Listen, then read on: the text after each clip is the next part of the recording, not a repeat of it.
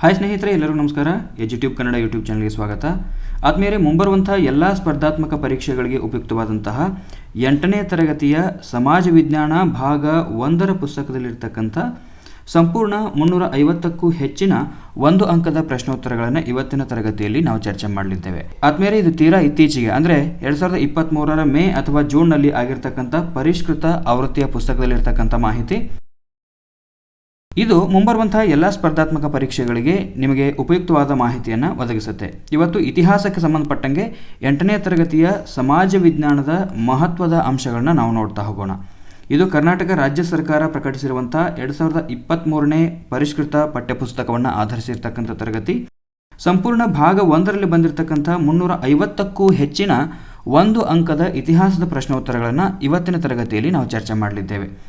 ರಾಜ್ಯ ಮತ್ತು ಕೇಂದ್ರ ಸರ್ಕಾರ ನಡೆಸುವಂಥ ಎಲ್ಲ ಸ್ಪರ್ಧಾತ್ಮಕ ಪರೀಕ್ಷೆಗಳಿಗೆ ಈ ತರಗತಿ ಬಹಳಷ್ಟು ಉಪಯುಕ್ತ ಆಗಿರುತ್ತೆ. ಆಮೇಲೆ ಈ ತರಗತಿ ಸಂಪೂರ್ಣವಾಗಿ ವೀಕ್ಷಣೆ ಮಾಡಿದ ನಂತರ ಪಠ್ಯಪುಸ್ತಕವನ್ನು ಮತ್ತೊಮ್ಮೆ ಓದುವಂಥ ಅಗತ್ಯ ಇಲ್ಲ. ಆದರೆ ಹೆಚ್ಚುವರಿ ಮಾಹಿತಿಗಾಗಿ ನೀವು ಪಠ್ಯಪುಸ್ತಕವನ್ನು ಕೂಡ ರೆಫರ್ ಮಾಡ್ಬೋದು. ಆಮೇಲೆ ಪಠ್ಯಪುಸ್ತಕದಲ್ಲಿರ್ತಕ್ಕಂಥ ಮಹತ್ವದ ಮಾಹಿತಿಗಳ ಸಾರಾಂಶವನ್ನು ಸರಳೀಕರಣ ಮಾಡಿ ಸಂಕ್ಷಿಪ್ತವಾಗಿ ನಿಮಗೆ ಇಲ್ಲಿ ಒದಗಿಸುವಂಥ ಪ್ರಯತ್ನವನ್ನು ಮಾಡಿದ್ದೇವೆ. ಸೊ ಬನ್ನಿ ಹಾಗಾದರೆ ತರಗತಿಯನ್ನು ಆರಂಭ ಮಾಡೋಣ. ತರಗತಿಯನ್ನು ಆರಂಭ ಮಾಡುವುದಕ್ಕಿಂತ ಮೊದಲು ಇವತ್ತಿನ ಈ ಉಚಿತ ತರಗತಿಗೆ ನೀವು ಎಷ್ಟು ಲೈಕ್ ಕೊಡ್ತೀರಿ? ನಮ್ಮ ಲೈಕ್ ಟಾರ್ಗೆಟ್ ಇದೆ 5,000. 5,000ಕ್ಕೂ ಹೆಚ್ಚಿನ ಲೈಕ್ಗಳನ್ನು ನೀವು ಕೊಡ್ತೀರಿ ಅಂತ ನಾನು ಭಾವಿಸ್ತೀನಿ. 5,000ಕ್ಕೂ ಹೆಚ್ಚಿನ ಲೈಕ್ಗಳನ್ನು ನೀವು ಕೊಡ್ತೀರಿ ಅಂತ ನಾನು ಭಾವಿಸ್ತೀನಿ. ಮತ್ತು ಯಾರೆಲ್ಲ ನಮ್ಮ ಯೂಟ್ಯೂಬ್ ಚಾನಲ್ಗೆ ಇದುವರೆಗೂ ಸಬ್ಸ್ಕ್ರೈಬ್ ಮಾಡ್ಕೊಂಡಿಲ್ಲ, ದಯವಿಟ್ಟು ಸಬ್ಸ್ಕ್ರೈಬ್ ಮಾಡ್ಕೊಳ್ಳಿ. ಹಾಗೆ ಪಕ್ಕದಲ್ಲಿ ಕಾಣುವಂಥ ಬೆಲ್ ಬಟನ್ ಮೇಲೆ ಕ್ಲಿಕ್ ಮಾಡಿ ಆಲ್ ನೋಟಿಫಿಕೇಶನ್ ಸೆಲೆಕ್ಟ್ ಮಾಡ್ಕೊಂಡ್ರಿ ಅಂದರೆ ಮುಂದೆ ನಮ್ಮ ಯೂಟ್ಯೂಬ್ ಚಾನಲ್ನಲ್ಲಿ ಅಪ್ಲೋಡ್ ಮಾಡುವಂಥ ಪ್ರತಿಯೊಂದು ಹೊಸ ವಿಡಿಯೋ ತರಗತಿಯ ನೋಟಿಫಿಕೇಶನ್ ನಿಮ್ಮ ಮೊಬೈಲ್ಗೆ ಬರುತ್ತೆ. ಬನ್ನಿ ಹಾಗಾದರೆ ನೇರವಾಗಿ ನಾವು ತರಗತಿಯನ್ನು ಆರಂಭ ಮಾಡೋಣ. ಇವತ್ತಿನ ತರಗತಿಯಲ್ಲಿ ನಾವು ಏನು ಮಾಡಲಿದ್ದೇವೆ ಅಂತಂದರೆ 8ನೇ ತರಗತಿಯ ಸಮಾಜ ವಿಜ್ಞಾನ ಭಾಗ 1ರಲ್ಲಿರ್ತಕ್ಕಂಥ ಅಂದರೆ ಸಂಪೂರ್ಣ ಮೊದಲ ಸೆಮೆಸ್ಟರ್ಗೆ ಸಂಬಂಧಪಟ್ಟಂತೆ ಇರತಕ್ಕಂಥ 350ಕ್ಕೂ ಹೆಚ್ಚಿನ ಪ್ರಶ್ನೋತ್ತರಗಳನ್ನು ಒಂದೇ ವಿಡಿಯೋ ತರಗತಿಯಲ್ಲಿ ಕೊಡುವಂಥ ಪ್ರಯತ್ನವನ್ನು ನಾವು ಮಾಡ್ತಾ ಇದ್ದೇವೆ. ಆದ್ಮೇಲೆ ಇಲ್ಲಿ ನೋಡಿ, 8ನೇ ತರಗತಿಯ ಸಮಾಜ ವಿಜ್ಞಾನಕ್ಕೆ ಸಂಬಂಧಪಟ್ಟಂಗೆ ಒಟ್ಟು 6 ಅಧ್ಯಾಯಗಳು ಬರ್ತವೆ. ಮೊದಲನೇದು ಆಧಾರಗಳು, 2ನೇದು ಭಾರತ ವರ್ಷ, 3ನೇದು ಸಿಂಧೂ ಸರಸ್ವತಿ ನಾಗರಿಕತೆ, 4ನೇದು ಜಗತ್ತಿನ ಕೆಲವು ಪ್ರಮುಖ ನಾಗರಿಕತೆಗಳು, ಆಮೇಲೆ 5ನೇ ಅಧ್ಯಾಯ ಇದೆ ಸನಾತನ ಧರ್ಮ ಅಂತ, 6ನೇ ಅಧ್ಯಾಯದಲ್ಲಿ ಜೈನ ಮತ್ತು ಬೌದ್ಧ ಮತಗಳ ಬಗ್ಗೆ ನಾವು ಡೀಟೇಲ್ ಆಗಿ ಅಭ್ಯಾಸ ಮಾಡ್ತಾ ಹೋಗ್ತೀವಿ. 8ನೇ ತರಗತಿಯ ಪಾರ್ಟ್ 1ರಲ್ಲಿ ಸಮಾಜ ವಿಜ್ಞಾನದ ಇತಿಹಾಸಕ್ಕೆ ಸಂಬಂಧಪಟ್ಟಂಗೆ ಒಟ್ಟು 6 ಅಧ್ಯಾಯಗಳು ಬರ್ತವೆ. ಈ 6 ಅಧ್ಯಾಯಗಳ ಬಗ್ಗೆ ಬಹಳಷ್ಟು ಡೀಟೇಲ್ ಆಗಿ ಪ್ರತಿಯೊಂದು ಅಂಶವನ್ನು, ಮಹತ್ವದ ಅಂಶವನ್ನು, ಸ್ಪರ್ಧಾತ್ಮಕ ಪರೀಕ್ಷೆಗೆ ಯಾವುದೆಲ್ಲ ಮಹತ್ವದ ಅಂಶ ಇದೆ ಅದನ್ನು ತಿಳ್ಕೊಳ್ತಾ ಹೋಗೋಣ. ಬನ್ನಿ ನೇರವಾಗಿ ನಾನು ತರಗತಿಯನ್ನು ಆರಂಭ ಮಾಡ್ತೀನಿ. ಮೊದಲ ಅಧ್ಯಾಯದಿಂದ ಆರಂಭ ಮಾಡ್ತಾ ಇದ್ದೇವೆ, ಆಧಾರಗಳು ಅನ್ನುವಂಥ ಅಧ್ಯಾಯದಿಂದ. ಹಾಗಾದರೆ ಆಧಾರ ಅಂದರೆ ಏನು? ಆಧಾರ ಅಂದರೆ ಏನು? ಚರಿತ್ರೆಯ ರಚನೆಗೆ ಬೇಕಾಗುವಂತಹ ಮೂಲ ಸಾಮಗ್ರಿಗಳನ್ನೇ ನಾವು ಆಧಾರಗಳು ಅಂತ ಕರಿತೀವಿ. ಇನ್ನು ಈ ಆಧಾರಗಳನ್ನು ಮುಖ್ಯವಾಗಿ ನಾವು 2 ವಿಭಾಗ ಮಾಡ್ಕೊಳ್ತೀವಿ. ಮೊದಲನೇದು ಸಾಹಿತ್ಯಿಕ ಆಧಾರಗಳು, 2ನೇದು ಪ್ರಾಕ್ತನ ಆಧಾರಗಳು. ಇನ್ನು ಈ ಸಾಹಿತ್ಯಿಕ ಆಧಾರಗಳಲ್ಲಿ ಮತ್ತೆ ನಾವು 2 ಪ್ರಕಾರ ಮಾಡ್ಕೊಳ್ತೀವಿ. ಮೊದಲನೇದು ದೇಶೀಯ ಸಾಹಿತ್ಯ, 2ನೇದು ವಿದೇಶಿ ಸಾಹಿತ್ಯ. ಹೆಸರೇ ಸೂಚಿಸುತ್ತೆ, ದೇಶೀಯ ಸಾಹಿತ್ಯ ಅಂದರೆ ನಮ್ಮ ದೇಶದವರು ಬರೆದಿರ್ತಕ್ಕಂಥದ್ದು, ವಿದೇಶಿ ಸಾಹಿತ್ಯ ಅಂದರೆ ವಿದೇಶಿಗರು ಭಾರತಕ್ಕೆ ಭೇಟಿ ನೀಡಿದಾಗ ಇಲ್ಲಿನ ಸ್ಥಿತಿಗತಿಗಳನ್ನು ಕಂಡು ಅವರ ತಮ್ಮ ಕೃತಿಗಳಲ್ಲಿ ಬರೆದಿರುವಂಥದ್ದು, ಇದು ವಿದೇಶಿ ಸಾಹಿತ್ಯ ಆಗುತ್ತೆ. ಇನ್ನು ಪ್ರಾಕ್ತನ ಆಧಾರಗಳಲ್ಲಿ ಮುಖ್ಯವಾಗಿ 3 ಪ್ರಕಾರಗಳನ್ನ ಮಾಡ್ಕೊಳ್ತೀವಿ. ಮೊದಲನೇದು ಶಾಸನಗಳು, 2ನೇದು ನಾಣ್ಯಗಳು, 3ನೇದು ಸ್ಮಾರಕಗಳು ಅಂತ. ಶಾಸನಗಳು, ನಾಣ್ಯಗಳು, ಸ್ಮಾರಕಗಳು ಇವು ಪ್ರಾಕ್ತನ ಆಧಾರಗಳಲ್ಲಿರ್ತಕ್ಕಂಥ 3 ವಿಧಗಳಾದರೆ, ಸಾಹಿತ್ಯಿಕ ಆಧಾರಗಳಲ್ಲಿ ದೇಶೀಯ ಸಾಹಿತ್ಯ ಮತ್ತು ವಿದೇಶಿ ಸಾಹಿತ್ಯ ಅನ್ನುವಂಥ 2 ಪ್ರಕಾರಗಳು ಬರ್ತವೆ. ಮೊದಲಿಗೆ ನಾವು ದೇಶಿ ಸಾಹಿತ್ಯದ ಬಗ್ಗೆ ನೋಡ್ತಾ ಹೋಗೋಣ. ದೇಶಿ ಸಾಹಿತ್ಯ ಅಂದರೆ ಏನು ಅನ್ನುವಂಥದ್ದನ್ನು ಬಹಳಷ್ಟು ಡೀಟೇಲ್ ಆಗಿ ನೋಡ್ತಾ ಹೋಗೋಣ. ದೇಶೀಯ ಸಾಹಿತ್ಯ ಅಂದರೆ ಭಾರತೀಯರಿಂದಲೇ ರಚನೆಯಾಗಿರುವಂತಹ ಸಾಹಿತ್ಯವನ್ನು ನಾವು ದೇಶೀಯ ಸಾಹಿತ್ಯ ಅಂತ ಕರಿತೀವಿ. ಮತ್ತು ಹೀಗೆ ಬಳಕೆ ಆಗ್ತಕ್ಕಂತಹ ಆಧಾರಗಳನ್ನು ದೇಶೀಯ ಸಾಹಿತ್ಯಿಕ ಆಧಾರಗಳು ಅಂತ ಕರಿತೀವಿ. ಅರ್ಥ ಆಯ್ತಾ? ಇದು ದೇಶೀಯ ಸಾಹಿತ್ಯಕ್ಕೆ ಸಂಬಂಧಪಟ್ಟಂಗೆ. ಹಾಗಾದರೆ ಪ್ರಮುಖವಾಗಿ ಬರ್ತಕ್ಕಂಥ ದೇಶೀಯ ಸಾಹಿತ್ಯದ ಆಧಾರಗಳು ಯಾವುವು ಅನ್ನುವಂಥದ್ದನ್ನು ನೋಡ್ತಾ ಹೋಗೋಣ.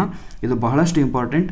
ಪೊಲೀಸ್ ಕಾನ್ಸ್ಟೇಬಲ್ ಆಗಿರ್ಬೋದು, SDA, FDA ಇಂಥ ಪರೀಕ್ಷೆಗಳಲ್ಲಿ ಇಂಥ ಪ್ರಶ್ನೆಗಳನ್ನು ಕೇಳುವಂಥ ಸಾಧ್ಯತೆಗಳು ಇರುತ್ತೆ. ವಿಶಾಖದತ್ತನ ಮುದ್ರಾ ರಾಕ್ಷಸ ಇದು ದೇಶೀಯ ಸಾಹಿತ್ಯಕ್ಕೆ ಒಂದು ಉದಾಹರಣೆ. ಮುದ್ರಾ ರಾಕ್ಷಸವನ್ನು ಯಾರು ಬರೀತಾರೆ? ವಿಶಾಖದತ್ತ ಬರೀತಾರೆ. ಆಮೇಲೆ ರಾಜತರಂಗಿಣಿ ಅನ್ನುವಂಥದ್ದು ಕಲ್ಹಣನ ಕೃತಿ. ಕಲ್ಹಣನನ್ನು ನಾವು ಭಾರತೀಯ ಇತಿಹಾಸದ ಪಿತಾಮಹ ಅಂತ ಕರಿತೀವಿ. ರಾಜತರಂಗಿಣಿ ಈ ಕೃತಿ ಏನಿದೆ ಅಂತಂದರೆ ಕಾಶ್ಮೀರ ಅರಸರ ಕುರಿತಾಗಿ ಮಾಹಿತಿಯನ್ನು ಕೊಡ್ತಕ್ಕಂಥ ಕೃತಿ. ಇನ್ನು ಬುದ್ಧಚರಿತ ಅನ್ನುವಂಥದ್ದು ಅಶ್ವಘೋಷನ ಕೃತಿ. ಕೌಟಿಲ್ಯನ ಅರ್ಥಶಾಸ್ತ್ರ ಇಂದಿಗೂ ಕೂಡ ಪ್ರಸ್ತುತವಿರತಕ್ಕಂಥ ಒಂದು ಪ್ರಮುಖ ದೇಶೀಯ ಸಾಹಿತ್ಯದ ಆಧಾರ. ಇನ್ನು ಶ್ರೀ ವಿಜಯನ ಕವಿರಾಜ ಮಾರ್ಗ.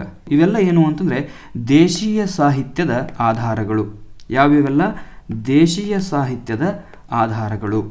ಇನ್ನು ವಿದೇಶಿ ಸಾಹಿತ್ಯದ ಆಧಾರಗಳ ಬಗ್ಗೆ ನೋಡ್ತಾ ಹೋಗೋಣ. ವಿದೇಶಿ ಸಾಹಿತ್ಯ ಅಂದರೆ ವಿದೇಶಿ ಬರಹಗಾರರು, ಪ್ರವಾಸಿಗರು, ವಿದ್ವಾಂಸರು ರಚಿಸಿರುವಂಥ ಗ್ರಂಥಗಳಿಗೆ ವಿದೇಶಿ ಸಾಹಿತ್ಯದ ಆಧಾರಗಳು ಅಂತ ನಾವು ಕರಿತೀವಿ. ಅರ್ಥ ಆಯ್ತಾ? ಸಿಂಪಲ್ ಇದೆ, ಹೆಸರಿನಲ್ಲಿನೇ ಅದರ ಅರ್ಥ ಇದೆ. ಇನ್ನು ಮೆಗಾಸ್ತನಿಸನ ಇಂಡಿಕಾ ಗ್ರಂಥ. ಮೆಗಾಸ್ತನಿಸ ಯಾರು ಅನ್ನುವಂಥದ್ದು ನಮಗೆ ಗೊತ್ತಿದೆ. ಚಂದ್ರಗುಪ್ತ ಮೌರ್ಯನ ಆಸ್ಥಾನಕ್ಕೆ ಬಂದಿರತಕ್ಕಂಥ ಒಬ್ಬ ರಾಜತಾಂತ್ರಿಕ ಮೆಗಾಸ್ತನಿಸ. ಈತ ಇಂಡಿಕಾ ಅನ್ನುವಂಥ ಕೃತಿಯನ್ನು ಬರೀತಾನೆ. ಆಮೇಲೆ ಹ್ಯೂಯನ್ ತ್ಸಾಂಗ್ ಅನ್ನುವಂಥವನು ಸಿಯುಕಿ ಅನ್ನುವಂಥ ಕೃತಿಯನ್ನು ರಚನೆ ಮಾಡ್ತಾನೆ. ಫಾಹಿಯಾನ ಘೋಕೋಕಿ ಅನ್ನುವಂಥ ಕೃತಿಯನ್ನು ರಚನೆ ಮಾಡ್ತಾನೆ.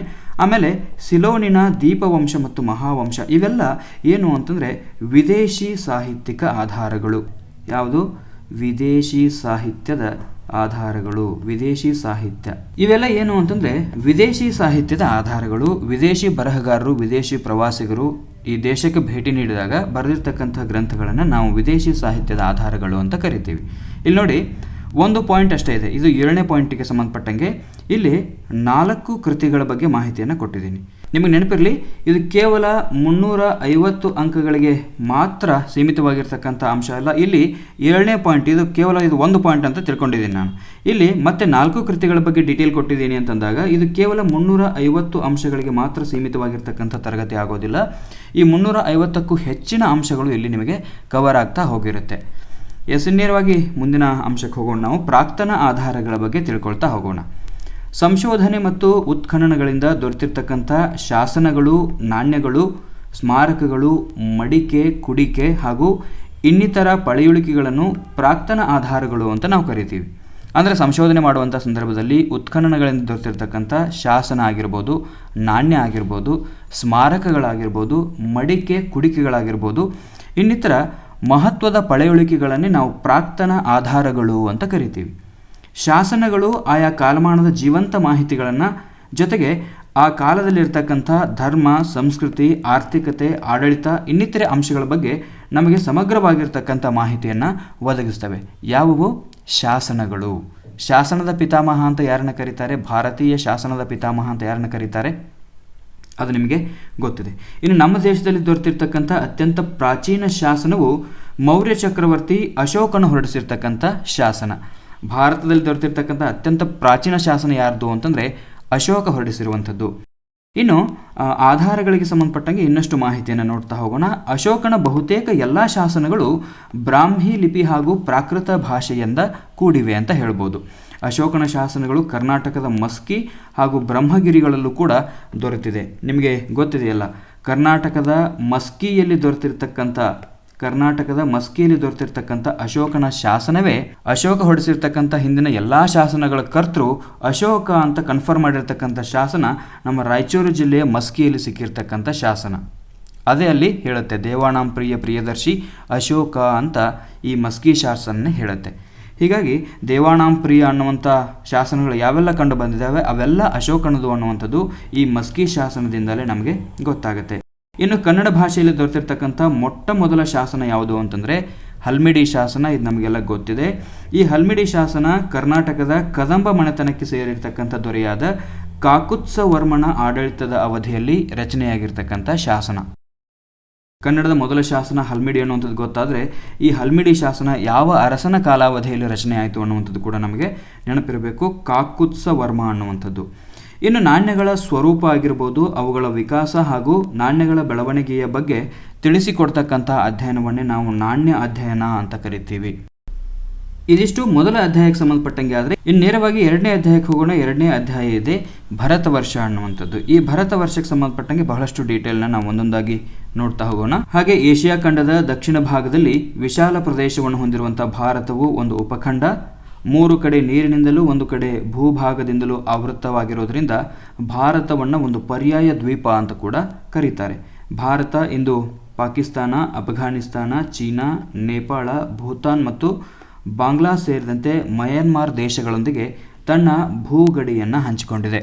ಹಾಗಾದರೆ ಭಾರತ ಯಾವ ದೇಶದೊಂದಿಗೆ ಅತಿ ಹೆಚ್ಚಿನ ಭೂಗಡಿಯನ್ನು ಹಂಚಿಕೊಂಡಿದೆ? ಈ ಪ್ರಶ್ನೆಗೆ ನೀವು ಉತ್ತರವನ್ನು ಕಮೆಂಟ್ ಮಾಡಿ. ಭಾರತ ದೇಶವು ಯಾವ ದೇಶದೊಂದಿಗೆ ಅತಿ ಹೆಚ್ಚಿನ ಭೂಗಡಿಯನ್ನು ಹಂಚಿಕೊಂಡಿದೆ? ಈ ಪ್ರಶ್ನೆಗೆ ನೀವು ಉತ್ತರವನ್ನು ಕಮೆಂಟ್ ಮಾಡಿ. ಹಿಂದೆ ಈ ಎಲ್ಲ ಪ್ರದೇಶಗಳು ಒಟ್ಟಾಗಿ ಭಾರತ ವರ್ಷ ಅಂತ ಕರೆಯಲ್ಪಟ್ಟಿತ್ತು. ಅಂದರೆ ಯಾವೆಲ್ಲ ಪ್ರದೇಶಗಳು? ಪಾಕಿಸ್ತಾನ, ಅಫ್ಘಾನಿಸ್ತಾನ, ಚೀನಾ, ನೇಪಾಳ, ಭೂತಾನ್, ಬಾಂಗ್ಲಾ ಮತ್ತು ಮಯನ್ಮಾರ್. ಈ ಎಲ್ಲ ಪ್ರದೇಶಗಳು ಒಟ್ಟಾಗಿ ಭಾರತ ವರ್ಷ ಅಂತ ಕರೆಯಲ್ಪಟ್ಟಿತ್ತು. ಈ ಭಾರತ ವರ್ಷವನ್ನು ಭರತಖಂಡ, ಸಿಂಧೂ ದ್ವೀಪ, ಬೃಹತ್ ಭಾರತ, ಅಖಂಡ ಭಾರತ ಅಂತ ಕರೆಯಲಾಗ್ತಾ ಇತ್ತು. ಪ್ರಸ್ತುತ ನಮ್ಮ ದೇಶದಲ್ಲಿ ಒಟ್ಟು 28 ರಾಜ್ಯಗಳು, 9 ಕೇಂದ್ರಾಡಳಿತ ಪ್ರದೇಶಗಳು, 1 ರಾಷ್ಟ್ರೀಯ ರಾಜಧಾನಿ ದೆಹಲಿ ಪ್ರದೇಶ ಭಾರತದ ವ್ಯಾಪ್ತಿಯಲ್ಲಿ ಇದ್ದಾವೆ. ಇನ್ನು ಉತ್ತರದ ಹಿಮಾಲಯ ಪರ್ವತ ಶ್ರೇಣಿಯು ಜಗತ್ತಿನಲ್ಲಿ ಅತ್ಯಂತ ಎತ್ತರವಾದ ಶಿಖರಗಳನ್ನು ಒಳಗೊಂಡಿದೆ. ಹಾಗಾದರೆ ಪ್ರಪಂಚದ ಅತ್ಯಂತ ಎತ್ತರದ ಶಿಖರ ಯಾವುದು? ಪ್ರಪಂಚದ ಅತ್ಯಂತ ಎತ್ತರದ ಶಿಖರ ಯಾವುದು ಅನ್ನುವಂಥದ್ದನ್ನು ನೀವು ಕಮೆಂಟ್ ಮಾಡಿ.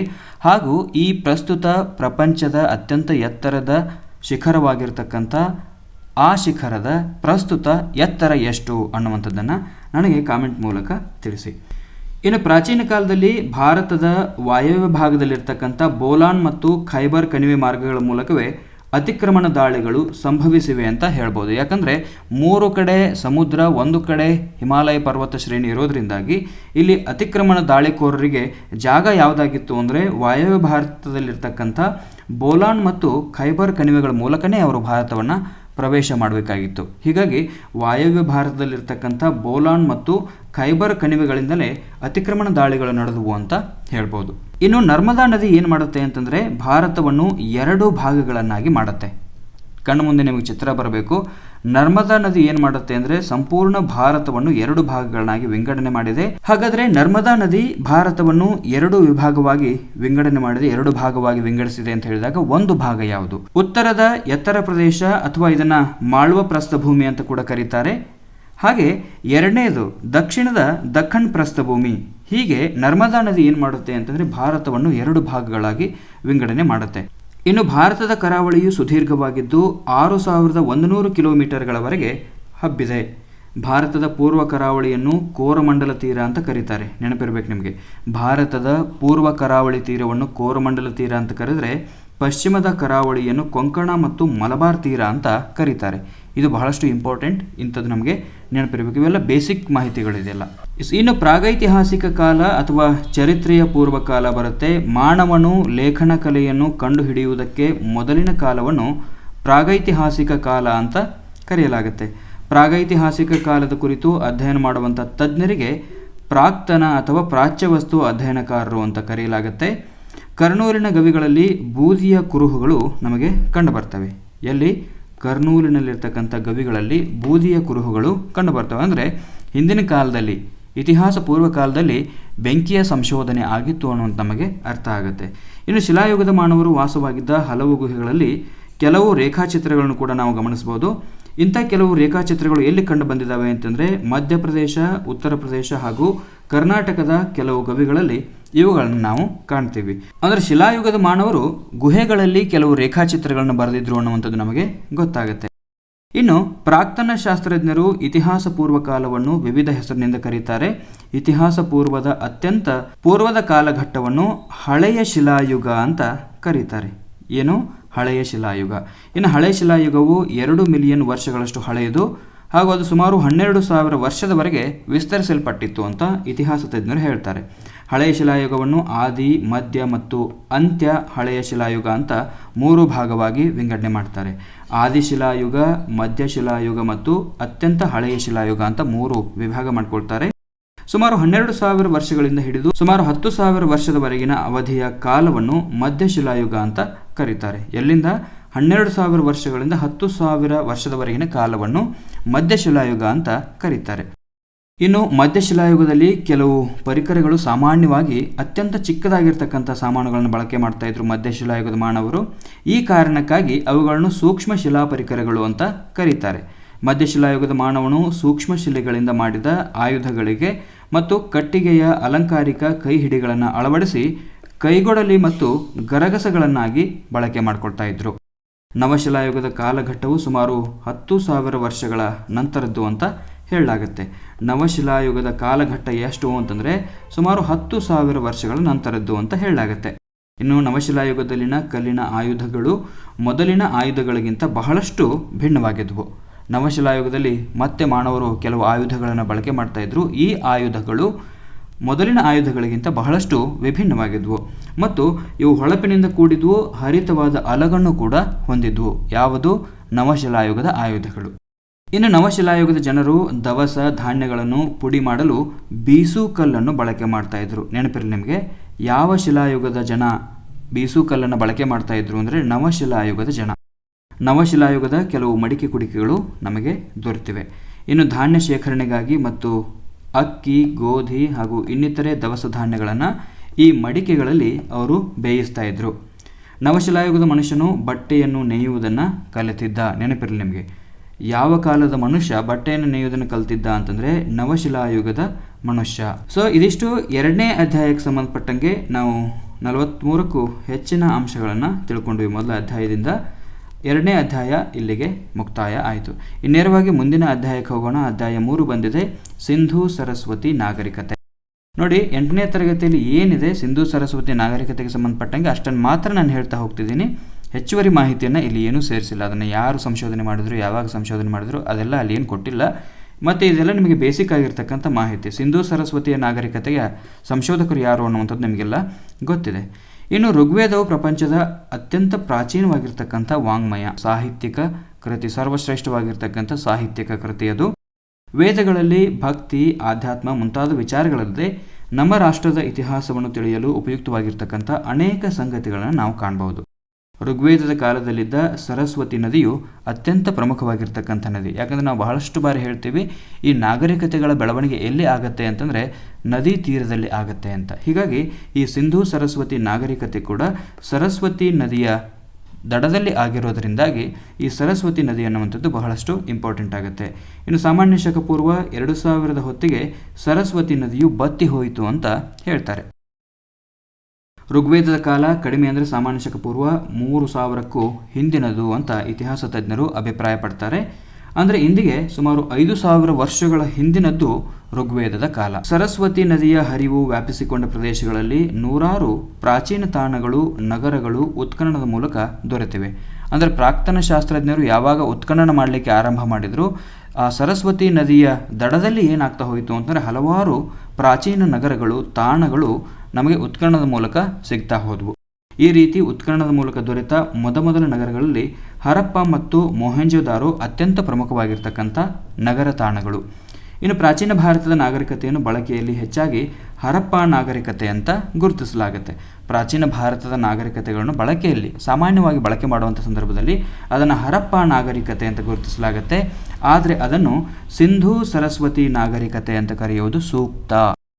ಸಿಂಧೂ ವಿತಸ್ತ ಅಂದರೆ ಝೇಲಂ ನದಿ, ಅಸ್ನೀಕಿ ಅಂದರೆ ಚೇನಾಬ್ ನದಿ, ಪುರುಷ್ನಿ ಅಂದರೆ ರಾವಿ ನದಿ, ವಿಪಾಶ ಅಂದರೆ ಬಿಯಾಸ್ ನದಿ, ಶತುದ್ರಿ ಅಂದರೆ ಸಟ್ಲೇಜ್ ನದಿ ಮತ್ತು ಸರಸ್ವತಿ ನದಿಗಳಿಂದ ಕೂಡಿದ ಸಪ್ತ ಸಿಂಧೂ ಪ್ರದೇಶವೇ ಸಿಂಧೂ ಸರಸ್ವತಿ ನಾಗರಿಕತೆಯ ತಾಯ್ನೆಲ. ಅರ್ಥ ಆಯ್ತಾ? ಸಿಂಧೂ ಸರಸ್ವತಿ ನಾಗರಿಕತೆಯ ತಾಯ್ನೆಲ ಯಾವುದು ಅಂತಂದರೆ ಈ ಸಪ್ತ ಸಿಂಧೂ ಪ್ರದೇಶ. ಸಪ್ತ ಸಿಂಧೂ ಅಂತಂದರೆ 7 ನದಿಗಳು ಕೂಡಿರ್ತಕ್ಕಂಥ ಪ್ರದೇಶ. ಯಾವ್ಯಾವ ನದಿಗಳವು? ವಿತಸ್ತ, ಇದನ್ನು ಝೇಲಂ ನದಿ ಅಂತ ಕರೀತಾರೆ. ಅಸ್ನೀಕಿ ಅಂದರೆ ಇದನ್ನು ಚೇನಾಬ್ ಅಂತ ಕರೀತಾರೆ. ಪರುಷ್ಣಿ ಅಂದರೆ ರಾವಿ ನದಿ, ವಿಪಾಶ ಅಂದರೆ ಬಿಯಾಸ್ ನದಿ, ಶತುದ್ರಿ ಅಂದರೆ ಸಟ್ಲೇಜ್ ನದಿ ಹಾಗೂ ಸರಸ್ವತಿ.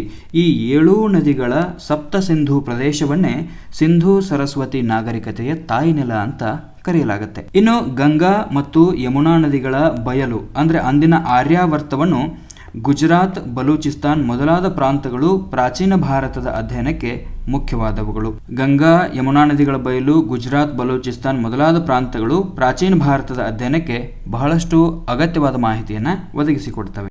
ಇನ್ನು ಸಿಂಧೂ ಸರಸ್ವತಿ ನಾಗರಿಕತೆಯ ಕಾಲವನ್ನು ಉತ್ತರ ವೇದ ಯುಗ ಅಂತ ವಿದ್ವಾಂಸರು ಹೆಸರಿಸ್ತಾರೆ. ಅರ್ಥ ಆಯ್ತಾ? ಇದು ನೆನಪಿರಬೇಕು ನಮಗೆ. ಸಿಂಧೂ ಸರಸ್ವತಿ ನಾಗರಿಕತೆಯ ಕಾಲವನ್ನು ವಿದ್ವಾಂಸರು ಏನಂತ ಹೆಸರಿಸಿದ್ದಾರೆ ಅಂತಂದರೆ ಉತ್ತರ ವೇದ ಯುಗ ಅಂತ ಇದನ್ನು ಕರೀತಾರೆ. ಇನ್ನು ಈ ಉತ್ತರ ವೇದ ಯುಗದಲ್ಲಿ 4 ವೇದಗಳು ಕೂಡ ರಚನೆ ಆಗ್ತವೆ. ಮೊದಲ ವೇದ ಯಾವುದು ಅನ್ನುವಂಥದ್ದು ನಿಮಗೆಲ್ಲ ಗೊತ್ತಿದೆ, ಹೌದಾ? ಅದೆಲ್ಲ ಬೇಸಿಕ್ಕಾಗಿ, ಯಾಕಂದರೆ ಕಾಂಪಿಟೇಟಿವ್ ಎಕ್ಸಾಮ್ಗೆ ನಾವು ಓದ್ಕೊಳ್ತಿದ್ದೀವಿ ಅಂದಾಗ ಈ ವೇದಗಳು ಅಂತ ಬಂದ ಕೂಡಲೇ ಅವೆಲ್ಲ ಮಾಹಿತಿಗಳು ನಮ್ಗೆ ಬರ್ತಾ ಹೋಗಬೇಕು. ಇನ್ನು ಅಥರ್ವ ವೇದದಲ್ಲಿ ಕಂಡು ಬರ್ತಕ್ಕಂಥ ಸಾಂಸ್ಕೃತಿಕ ಅಂಶಗಳಿಗೂ ಹರಪ್ಪ ಮೊದಲಾದ ನಗರಗಳಲ್ಲಿ ಲಭ್ಯವಿರ್ತಕ್ಕಂಥ ವಸ್ತುಗಳಿಗೂ ಬಹುಮಟ್ಟಿಗೆ ಹೊಂದಾಣಿಕೆ ಆಗುತ್ತೆ. ಅರ್ಥ ಆಯ್ತಾ?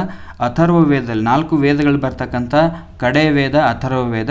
ಈ ಅಥರ್ವ ವೇದದಲ್ಲಿರ್ತಕ್ಕಂಥ ಸಾಂಸ್ಕೃತಿಕ ಅಂಶಗಳಿಗೂ ಮತ್ತು ಈ ಹರಪ್ಪ ಸಿಂಧೂ ಸರಸ್ವತಿ ನಾಗರಿಕತೆಯಲ್ಲಿ ದೊರೆತಿರ್ತಕ್ಕಂಥ ವಸ್ತುಗಳಿಗೂ ಬಹಳಷ್ಟು ಹೊಂದಾಣಿಕೆ ಆಗತ್ತೆ ಅನ್ನುವಂಥದ್ದು. ಆದ್ದರಿಂದ ಇವೆರಡರ ಕಾಲವನ್ನು ನಾವು ತೀರ್ಮಾನ ಮಾಡ್ಬೋದು. ಇನ್ನು 1921ರ ಸುಮಾರಿಗೆ ಪಂಜಾಬಿನ ಸಿಂಧೂ ಕಣಿವೆ ಪ್ರದೇಶದಲ್ಲಿ ರೈಲಿನ ಹಳಿಗಳನ್ನು ಜೋಡಿಸುವಂಥ ಸಂದರ್ಭದಲ್ಲಿ ಅಲ್ಲಿ ತಜ್ಞರು ಹರಪ್ಪದ ಪ್ರಾಚೀನ ನೆಲೆಗಳನ್ನು ಕಂಡುಕೊಳ್ತಾರೆ. ಅದಕ್ಕೂ ಮುನ್ನ 1917ರಲ್ಲಿಯೇ ಕಾಲಿಬಂಗನ್ ಅನ್ನುವಂಥ ಪ್ರಾಚೀನ ನಗರದ ಪತ್ತೆ ಆಗಿತ್ತು. ಮೊಹಂಜೋದಾರೋವಿನಲ್ಲಿ ಒಂದು ಕೊಳವನ್ನು ಕಟ್ಟಲಾಗಿತ್ತು. ಇದನ್ನು ವಿದ್ವಾಂಸರು ಸ್ನಾನದ ಕೊಳ ಅಂತ ಕರೀತಾರೆ. ಕಾಲಿಬಂಗನ್ ಮತ್ತು ಲೋಥಾಲ್ಗಳಲ್ಲಿ ಬೆಂಕಿಯ ಒಲೆಗಳು ಕಂಡುಬರ್ತವೆ. ಬಹಳಷ್ಟು ಇಂಪಾರ್ಟೆಂಟ್ ಇದು. ಸಿಂಧೂ ಸರಸ್ವತಿ ನಾಗರಿಕತೆ ಯಾವ ಸ್ಥಳದಲ್ಲಿ ಬೆಂಕಿಯ ಒಲೆಗಳು ಕಂಡು ಬಂದಿವೆ ಅಂತ ಬಂದಾಗ ಕಾಲಿಬಂಗನ್ ಮತ್ತು ಲೋಥಾಲ್ ಅನ್ನುವಂಥದ್ದು ನಮಗೆ ನೆನಪಿರಬೇಕು. ಮತ್ತು ಈ ಲೋಥಾಲ್ ಏನಾಗಿತ್ತು ಅಂದರೆ ಒಂದು ಪ್ರಸಿದ್ಧ ಡಾಕ್ ಯಾರ್ಡ್ ಆಗಿತ್ತು. ಡಾಕ್ ಯಾರ್ಡ್ ಅಂದರೆ ಹಡಗು ಕಟ್ಟೆ ಆಗಿತ್ತು ಇದು ಲೋಥಾಲ್ ಅನ್ನುವಂಥದ್ದು. ಅಂದರೆ ಆಗಿನ ಕಾಲದ ಜನತೆಗೆ ಸಮುದ್ರ ಮಾರ್ಗಗಳ ಮೂಲಕ ವ್ಯಾಪಾರ ಮಾಡುವಂಥ ಕಲೆಯೂ ಕೂಡ ಸಿದ್ಧಿಸಿತ್ತು ಅನ್ನುವಂಥದ್ದು ನಮಗೆ ಅರ್ಥ ಆಗುತ್ತೆ. ಇನ್ನು ಮೊಹೆಂಜೊದಾರೋ, ಹರಪ್ಪ ಹಾಗೂ ಲೋಥಾಲ್ಗಳಲ್ಲಿ ಸುವ್ಯವಸ್ಥಿತವಾದ ಸಂಗ್ರಹಣೆಯ ಕೊಠಡಿಗಳನ್ನು ನಾವು ಕಾಣ್ಬೋದು. ದಾಸ್ತಾನು ಮಳಿಗೆಗಳು ಅಂತ ಏನು ನಾವು ಕರಿತೀವಿ, ಅವುಗಳು ಸಂಗ್ರಹಣೆಯ ಕೊಠಡಿಗಳನ್ನು ನಾವು ಕಾಣ್ತೀವಿ.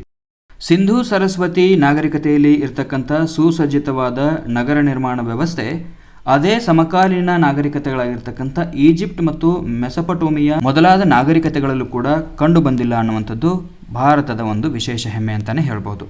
ಇನ್ನು ಸಿಂಧೂ ಸರಸ್ವತಿ ನಾಗರಿಕತೆಯಲ್ಲಿ ಹೆಣ್ಣು ಮಕ್ಕಳು ಸಿಂಧೂರವನ್ನು ಹಚ್ಚಿಕೊಳ್ತಾ ಇದ್ದರು. ಆ ಪದ್ಧತಿ ಇಂದಿಗೂ ಕೂಡ ಮುಂದುವರೆದನ್ನು ನಾವು ಕಾಣ್ಬೋದು. ಸಿಂಧೂರವನ್ನು ಇಂದಿಗೂ ಕೂಡ ಹಚ್ಕೊಳ್ತಾರಲ್ಲ, ಇದು ಸಿಂಧೂ ಸರಸ್ವತಿಯ ಕಾಲದಲ್ಲಿರ್ತಕ್ಕಂಥ ಹೆಣ್ಣು ಮಕ್ಕಳು ಅವತ್ತೇ ಸಿಂಧೂರವನ್ನು ಹಚ್ಕೊಳ್ತಾ ಇದ್ರು ಅನ್ನುವಂಥದ್ದು ಕೂಡ ನಮಗೆ ಗೊತ್ತಾಗುತ್ತೆ. ಸಿಂಧೂ ಸರಸ್ವತಿ ನಾಗರಿಕತೆಯ ಮುದ್ರೆಗಳ ಮೇಲೆ ಕಂಡು ಬಂದಿರತಕ್ಕಂಥ ಅಜ್ಞಾತವಾಗಿ ಉಳಿದಿರ್ತಕ್ಕಂಥ ಲಿಪಿಯ ಬರಹವನ್ನು ಇಂದಿಗೂ ಕೂಡ ಅದು ಏನು ಅಂತ ಸಂಶೋಧನೆ ಮಾಡಲಿಕ್ಕೆ ಆಗಿಲ್ಲ. ಇನ್ನು ಮುದ್ರೆಗಳ ಮೇಲೆ ಮೂಡಿಸಿರುವ ಚಿತ್ರಗಳ ಪೈಕಿ ವೃಷಭ ಪ್ರಮುಖನಾಗಿದ್ದು, ಮತ್ತೊಂದು ಮುಖ್ಯ ಚಿತ್ರ ಯಾವುದು ಅಂತಂದರೆ ಅಶ್ವತ್ಥದ ಎಲೆಯದ್ದು. ನೇಯ್ಗೆಯವರು ಹತ್ತಿ ಹಾಗೂ ಕೆಲವೊಮ್ಮೆ ರೇಷ್ಮೆಯನ್ನು ಕೂಡ ಬಳಕೆ ಮಾಡ್ತಾ ಇದ್ರು. ಈ ಕಾಲದಲ್ಲಿ ಪ್ರಾಚೀನ ನಾಗರಿಕತೆಯ ಮುಖ್ಯ ಲೋಹಗಳಲ್ಲಿ ಕಂಚು ಪ್ರಮುಖವಾಗಿರುವಂಥದ್ದು. ಕಂಚಿಗೆ ಬೇಕಾದ ತಾಮ್ರವು ಬಲೂಚಿಸ್ತಾನ್, ರಾಜಸ್ಥಾನ ಮೊದಲಾದ ಕಡೆಗಳಲ್ಲಿ ಸಿಗ್ತಾ ಇತ್ತು. ಇನ್ನು ಕಂಚಿನ ತಯಾರಿಕೆಯನ್ನು ಹಲವಾರು ಶತಮಾನಗಳ ಪ್ರಯತ್ನದ ಮೂಲಕ ಸಿದ್ಧಿಸಿಕೊಂಡಿದ್ದ ಸಿಂಧೂ ಸರಸ್ವತಿ ನಾಗರಿಕತೆಯ ಜನ ಗಟ್ಟಿಯಾದ ಉಳಿಗಳಿಂದ ಮೊದಲುಗೊಂಡು ಕನ್ನಡಿಗಳ ತನಕ ಅನೇಕ ಪದಾರ್ಥಗಳನ್ನು ಅವರಿಗೆ ನಿರ್ಮಾಣ ಮಾಡಲಿಕ್ಕೆ ಸಾಧ್ಯ ಆಗಿತ್ತು. ಸಿಂಧೂ ಸರಸ್ವತಿ ನಾಗರಿಕತೆಯ ಕಾಲದ ತೂಕ ಮತ್ತು ಅಳತೆಗಳು ಕೌಟಿಲ್ಯನ ಅರ್ಥಶಾಸ್ತ್ರದಲ್ಲಿ ಕಾಣಸಿಗುವಂಥ ವಿವರಗಳಿಗೆ ಹೊಂದಾಣಿಕೆ ಆಗುತ್ತೆ. ಅರ್ಥ ಆಯ್ತಾ? ಸಿಂಧೂ ಸರಸ್ವತಿ ನಾಗರಿಕತೆಯ ಕಾಲದ ತೂಕ ಮತ್ತು ಅಳತೆಗೂ ಕೌಟಿಲ್ಯನ ಅರ್ಥಶಾಸ್ತ್ರದಲ್ಲಿರ್ತಕ್ಕಂಥ ವಿವರಗಳಿಗೂ ಹೊಂದಾಣಿಕೆ ಆಗುತ್ತೆ. ಇನ್ನು ಹರಿಯಾಣದ ಬಣವಾಲಿಯಲ್ಲಿ ಅಗ್ನಿ ಪೂಜೆಗೆ ಮೀಸಲಾಗಿರ್ತಕ್ಕಂಥ ಒಂದು ದೇವಾಲಯ ಕಂಡು ಬಂದಿದೆ. ಲೋಥಾಲ್, ಕಾಲಿಬಂಗನ್ ಮುಂತಾದ ತಾಣಗಳಲ್ಲಿ ಪೂಜಾ ವೇದಿಕೆಗಳು ನಮಗೆ ಕಾಣಸಿಗ್ತವೆ. ಎಲ್ಲೆಲ್ಲಿ? ಲೋಥಾಲ್ ಮತ್ತು ಕಾಲಿಬಂಗನ್ನಲ್ಲಿ ಪೂಜಾ ವೇದಿಕೆಗಳು ಕಾಣಸಿಗ್ತವೆ. ಇನ್ನು ಧೋಲವೀರ ನಗರ ವ್ಯವಸ್ಥೆಯ ಉದ್ದಳತೆಗಳು ವೈದಿಕ ಯಾಗಗಳಿಗೆ ಬೇಕಾಗಿರ್ತಕ್ಕಂಥ ಮಹಾವೇದಿಗಳ ಅನುಪಾತಕ್ಕೆ ಅನುಗುಣವಾಗಿದೆ ಅಂತ ಹೇಳ್ತಾರೆ. ಅಂದರೆ ಧೋಲವೀರ ನಗರದಲ್ಲಿ ಇರ್ತಕ್ಕಂಥ ಉದ್ದಳತೆಗಳು ವೈದಿಕ ಯಾಗಗಳಿಗೆ ಬೇಕಾಗಿರ್ತಕ್ಕಂಥ ಮಹಾವೇದಿಗಳ ಅನುಪಾತಕ್ಕೆ ಅನುಗುಣವಾಗಿದೆ. ಈ ಮಹಾವೇದಿಗಳ ಅನುಪಾತವು ಶತಪಥ ಬ್ರಾಹ್ಮಣ, ಶುಲ್ಭ ಸೂತ್ರಗಳೇ ಮೊದಲಾದ ವೈದಿಕ ಗ್ರಂಥಗಳಿಂದ ಮೊದಲುಗೊಂಡು ಆನಂತರದ ಕಾಲದಲ್ಲಿ ಬಂದಿರತಕ್ಕಂಥ ಬೃಹತ್ ಸಂಹಿತೆಯಂಥ ವಿಶ್ವಕೋಶದಲ್ಲಿಯೂ ಕೂಡ ಕಂಡು ಬಂದಿರುವುದು ನಮ್ಮ ಪರಂಪರೆಯ ವಿಶಿಷ್ಟತೆಯನ್ನು ಸೂಚಿಸುತ್ತೆ. ಅಂದರೆ ಧೋಲವೀರ ನಗರದಲ್ಲಿ ಏನು ಆ ಮಹಾವೇದಿಗಳನ್ನ ನಿರ್ಮಾಣ ಮಾಡ್ತಾ ಇದ್ರು, ಆ ಮಹಾವೇದಿಗೂ ಮತ್ತು ಶತಪಥ ಬ್ರಾಹ್ಮಣ ಹಾಗೂ ಶಲ್ಭ ಸೂತ್ರಗಳಲ್ಲಿ ಜೊತೆಗೆ ಬೃಹತ್ ಸಂಹಿತೆಯಲ್ಲಿ ಇರ್ತಕ್ಕಂತಹ ಮಹಾವೇದಿಗಳ ಅಳತೆಗೂ ಕೂಡ ಹೊಂದಾಣಿಕೆ ಆಗುವಂಥದ್ದು ಕಂಡುಬರುತ್ತೆ. ಇನ್ನು ಸಿಂಧೂ ಸರಸ್ವತಿ ನಾಗರಿಕತೆ ಕಾಲದಲ್ಲಿ ಸಾಹಿತ್ಯ, ಸಂಗೀತ, ನೃತ್ಯ, ಚಿತ್ರಶಿಲ್ಪವೇ ಮೊದಲಾದ ಕಲೆಗಳು ಚೆನ್ನಾಗಿ ನೆಲೆಯನ್ನು ಕಂಡಿದ್ವು ಅಂತ ಹೇಳಲಾಗುತ್ತೆ. ಮೊಹೆಂಜೊದಾರೋವಿನಲ್ಲಿ ದೊರೆತಿರುವಂತಹ ನೃತ್ಯ ಭಂಗಿಯಲ್ಲಿರುವಂತಹ ಸ್ತ್ರೀ ವಿಗ್ರಹವು ತನ್ನ ಭಂಗಿಯಿಂದ ತೊಟ್ಟಿರುವ ಬಳೆಗಳಿಂದ ಭಾರತೀಯ ಮಹಿಳೆಯ ಮಾತೃಕೆಯೇ ಆಗಿದೆ ಅನ್ನುವಂಥದ್ದು ವಿದ್ವಾಂಸರ ಅಭಿಪ್ರಾಯ. ಇನ್ನು ಸಿಂಧೂ ಸರಸ್ವತಿ ಸಂಸ್ಕೃತಿಯ ಜನ ಕೃಷಿ ವ್ಯಾಪಾರವನ್ನು ಅವಲಂಬನೆ ಮಾಡಿದ್ರು. ಗೋಧಿ, ಬಾರ್ಲಿ ಹಾಗೂ ಕಾಳು ಇವರ ಮುಖ್ಯ ಬೆಳೆಗಳು ಆಗಿದ್ವು. ಇದರ ಜೊತೆಗೆ ಬೇಟೆ ಮತ್ತು ಮೀನುಗಾರಿಕೆಗಳು ಕೂಡ ಸೇರಿದಂತೆ ಹತ್ತಿಯನ್ನು ಬೆಳೆದು ಬಗೆ ಬಗೆಯ ಉಡುಪುಗಳನ್ನು ಇವರು ತಯಾರು ಮಾಡ್ತಾ ಇದ್ರು. ಜೊತೆಗೆ ಡುಬ್ಬದ ಗೂಳಿ, ದನ, ಎಮ್ಮೆ, ಕುರಿ, ಮೇಕೆ ಹಾಗೂ ಕೋಳಿಗಳ ಸಂಗೋಪನೆಯಲ್ಲಿ ಸಿಂಧೂ ಸರಸ್ವತಿಯ ನಾಗರಿಕತೆಯ ಜನರು ತೊಡಗಿದ್ರು ಅಂತ ಹೇಳಲಾಗುತ್ತೆ. ಇನ್ನು ಸಿಂಧೂ ಸರಸ್ವತಿ ನಾಗರಿಕತೆಯ ಜನರು ಗ್ರಾಮೀಣ ಪ್ರದೇಶಗಳ ಹಾಗೂ ಹೊರದೇಶಗಳ ಜೊತೆಯಲ್ಲಿ ವ್ಯಾಪಾರ ಸಂಪರ್ಕವನ್ನು ಕೂಡ ಹೊಂದಿದ್ರು. ಅವುಗಳಲ್ಲಿ ಮುಖ್ಯವಾಗಿ ಬಲೂಚಿಸ್ತಾನ, ಸೌರಾಷ್ಟ್ರ, ದಖನ್ ಪ್ರದೇಶಗಳು ಅತ್ಯಂತ ಪ್ರಮುಖವಾಗಿರ್ತಕ್ಕಂಥವು. ಇನ್ನು ಮೆಸೊಪೊಟೇಮಿಯಾದಲ್ಲಿ ಸಿಕ್ಕಿರುವಂತಹ ಹಲವು ಮುದ್ರೆಗಳು ಆ ಪ್ರದೇಶಗಳೊಂದಿಗೆ ಸಿಂಧೂ ಸರಸ್ವತಿ ನಾಗರಿಕತೆಯ ಜನರು ಹೊಂದಿರತಕ್ಕಂಥ ಆರ್ಥಿಕ ಹೊಕ್ಕು ಬಳಕೆಯನ್ನು ಸೂಚಿಸ್ತವೆ. ಅಂದರೆ ಏನಾಗಿದೆ ಅಂತಂದರೆ, ಈ ಸಿಂಧೂ ಸರಸ್ವತಿ ನಾಗರಿಕತೆಯ ಜನ ವಿದೇಶದವರ ಜೊತೆಗೂ ಕೂಡ ವ್ಯಾಪಾರ ಸಂಪರ್ಕವನ್ನು ಹೊಂದಿದ್ರು ಅನ್ನುವಂಥದ್ದನ್ನು ತಿಳಿಸುತ್ತೆ.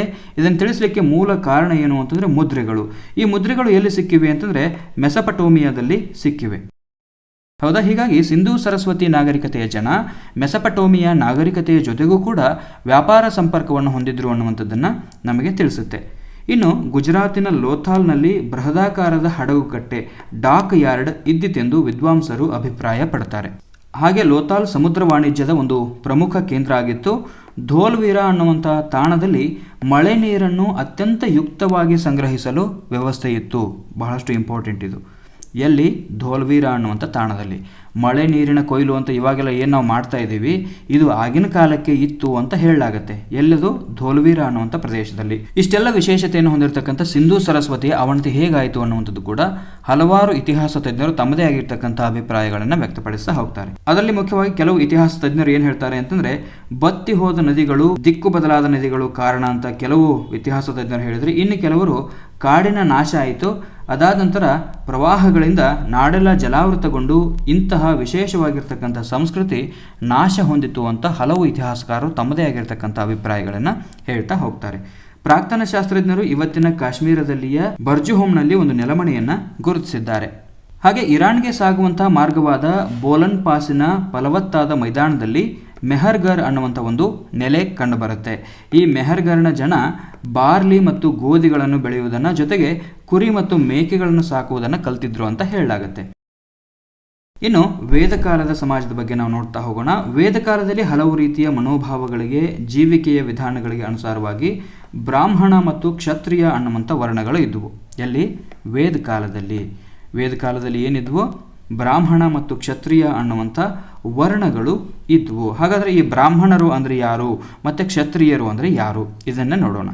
ವಿದ್ಯೆಯ ಕಲಿಕೆ ಮತ್ತು ಕಲಿಸುವಿಕೆಗಳಲ್ಲಿ ಪ್ರಧಾನವಾಗಿ ತೊಡಗಿದ್ದವರನ್ನು ನಾವು ಬ್ರಾಹ್ಮಣರು ಅಂತ ಕರೆದರೆ, ಪಾಲನೆ ಮತ್ತು ರಕ್ಷಣೆಗಳ ಬಾಧ್ಯತೆಯನ್ನು ಹೊತ್ತವರು ಕ್ಷತ್ರಿಯರು. ಅರ್ಥ ಆಯ್ತಾ? ವಿದ್ಯೆಯ ಕಲಿಕೆ ಮತ್ತು ಕಲಿಸುವಿಕೆಗಳಲ್ಲಿ ಪ್ರಧಾನವಾಗಿ ತೊಡಗಿದ್ದವರನ್ನ ಬ್ರಾಹ್ಮಣರು ಅಂತ ಕರೀತಾ ಇದ್ರೆ, ಪಾಲನೆ ಮತ್ತು ರಕ್ಷಣೆಗಳ ಬಾಧ್ಯತೆಯನ್ನು, ಜವಾಬ್ದಾರಿಯನ್ನು ಹೊತ್ತವರನ್ನ ಕ್ಷತ್ರಿಯರು ಅಂತ ಕರೆಯಲಾಗ್ತಾ ಇತ್ತು.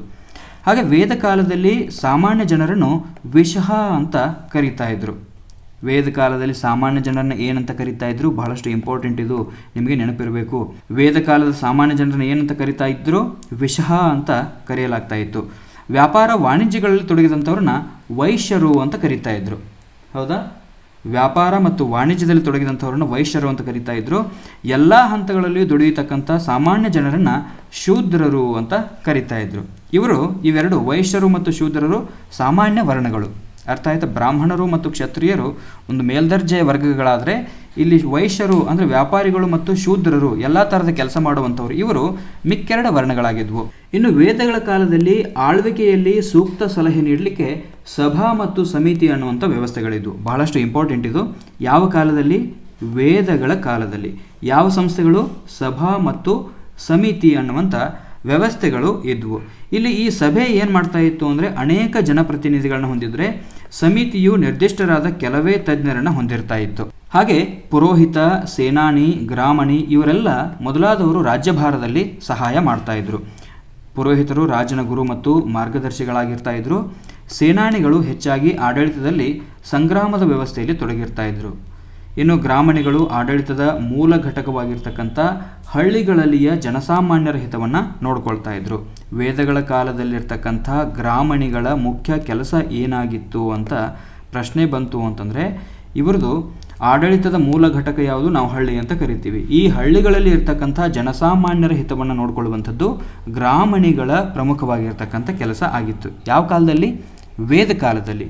ಇನ್ನು ವೇದಗಳ ಕಾಲದಲ್ಲಿ ಭರತ, ಪುರು, ಆಣು, ದೃಹ್ಯು, ತುರ್ಬುಷ ಮತ್ತು ಯದು ಅನ್ನುವಂಥ ಬುಡಕಟ್ಟುಗಳು ಇದ್ವು. ಯದುಕುಲ ಅಂತ ನಾವು ಕರಿತೀವಲ್ಲ, ಯದು, ಇವೆಲ್ಲ ಏನು ಅಂತಂದರೆ ಭರತ, ಪುರು, ಆಣು, ದೃಹ್ಯು, ತುರ್ವಶ ಮತ್ತು ಯದು ಅನ್ನುವಂಥವುಗಳು ವೇದ ಕಾಲದಲ್ಲಿರ್ತಕ್ಕಂಥ ಪ್ರಮುಖವಾದ ಬುಡಕಟ್ಟುಗಳಾಗಿದ್ವು.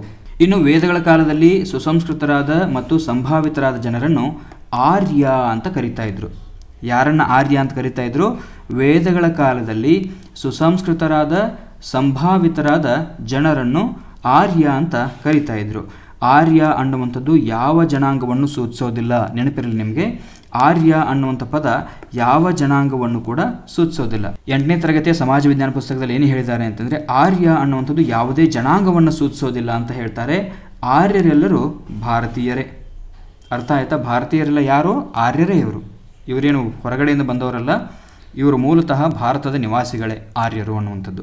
ಇನ್ನು ವೇದಗಳ ಕಾಲದಲ್ಲಿ ಅನೈತಿಕವಾಗಿ ಸಂಪತ್ತನ್ನು ಗಳಿಸಿ ಅದನ್ನು ಜೋಪಾನ ಮಾಡಿಕೊಳ್ಳಲು ಸೆಣಸಾಟ ಮಾಡ್ತಾ ಇದ್ದವರು ಯಾರು ಅಂತಂದರೆ ಪಣಿಗಳೆಂಬ ಸ್ವಾರ್ಥಿ ವರ್ತಕರು. ಅರ್ಥ ಆಯ್ತಾ? ಅನೈತಿಕವಾಗಿ ಸಂಪತ್ತನ್ನು ಗಳಿಸ್ಕೊಳ್ಳೋದು ಮತ್ತು ಅದನ್ನು ಜೋಪಾನ ಮಾಡಲಿಕ್ಕೆ ಹೋರಾಟ ಮಾಡ್ತಾ ಇದ್ದವ್ರು ಯಾರು ಅಂತಂದರೆ ಸ್ವಾರ್ಥಿ ವರ್ತಕರಾಗಿರ್ತಕ್ಕಂಥ ಪಣಿಗಳು. ಅವರನ್ನ ಪಣಿಗಳು ಅಂತ ಕರಿತಾ ಇದ್ರು. ಇವರು ಸ್ವಾರ್ಥಿ ವರ್ತಕರಾಗಿದ್ರು. ಇವರು ವರ್ತಕರು ಅಂದರೆ ವ್ಯಾಪಾರಿಗಳು.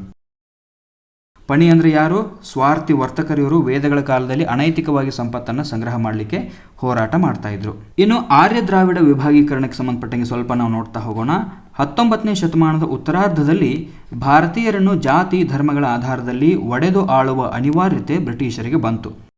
ಒಡೆದು ಆಳಲಿಲ್ಲ, ಇವರು ಆರ್ಯರು ಇವರು ದ್ರಾವಿಡರು ಅಂತೇಳಿ ವಿಭಾಗ ಮಾಡಲಿಲ್ಲ ಅಂತಂದರೆ ಭಾರತದಲ್ಲಿ ನಮಗೆ ಉಳಿಗಾಲ ಇಲ್ಲ ಅಂತ ಬ್ರಿಟಿಷರು ಏನು ಮಾಡ್ತಾರೆ ಅಂತಂದರೆ ಭಾರತವನ್ನು ಆರ್ಯರು ಮತ್ತು ದ್ರಾವಿಡರು ಅಂತ ವಿಭಾಗ ಮಾಡಲಿಕ್ಕೆ ಆರಂಭ ಮಾಡ್ತಾರೆ.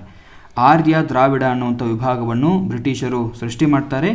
ಕ್ರೈಸ್ತ ಮಿಷನರಿಗಳು ದ್ರಾವಿಡ ಎಂಬುದು ಜನಾಂಗ ಸೂಚಕ ಅಂತ ಹೇಳ್ತಾರೆ. ಮೊಟ್ಟ ಮೊದಲಿಗೆ ದ್ರಾವಿಡ ಅನ್ನುವಂಥದ್ದು ಒಂದು ಜನಾಂಗ ಸೂಚಕ ಪದ ಅಂತ ಯಾರು ಹೇಳಿದರು ಅಂದರೆ ಕ್ರೈಸ್ತ ಮಿಷನರಿಗಳು ಹೇಳಿದರು. ಆದರೆ ಆರ್ಯ ಮತ್ತು ದ್ರಾವಿಡ ಅನ್ನುವಂಥದ್ದು ಜನಾಂಗ ಸೂಚಕಗಳು ಅಂತ ಹೇಳಲಿಕ್ಕೆ ಯಾವುದೇ ಆಧಾರ ಇಲ್ಲ.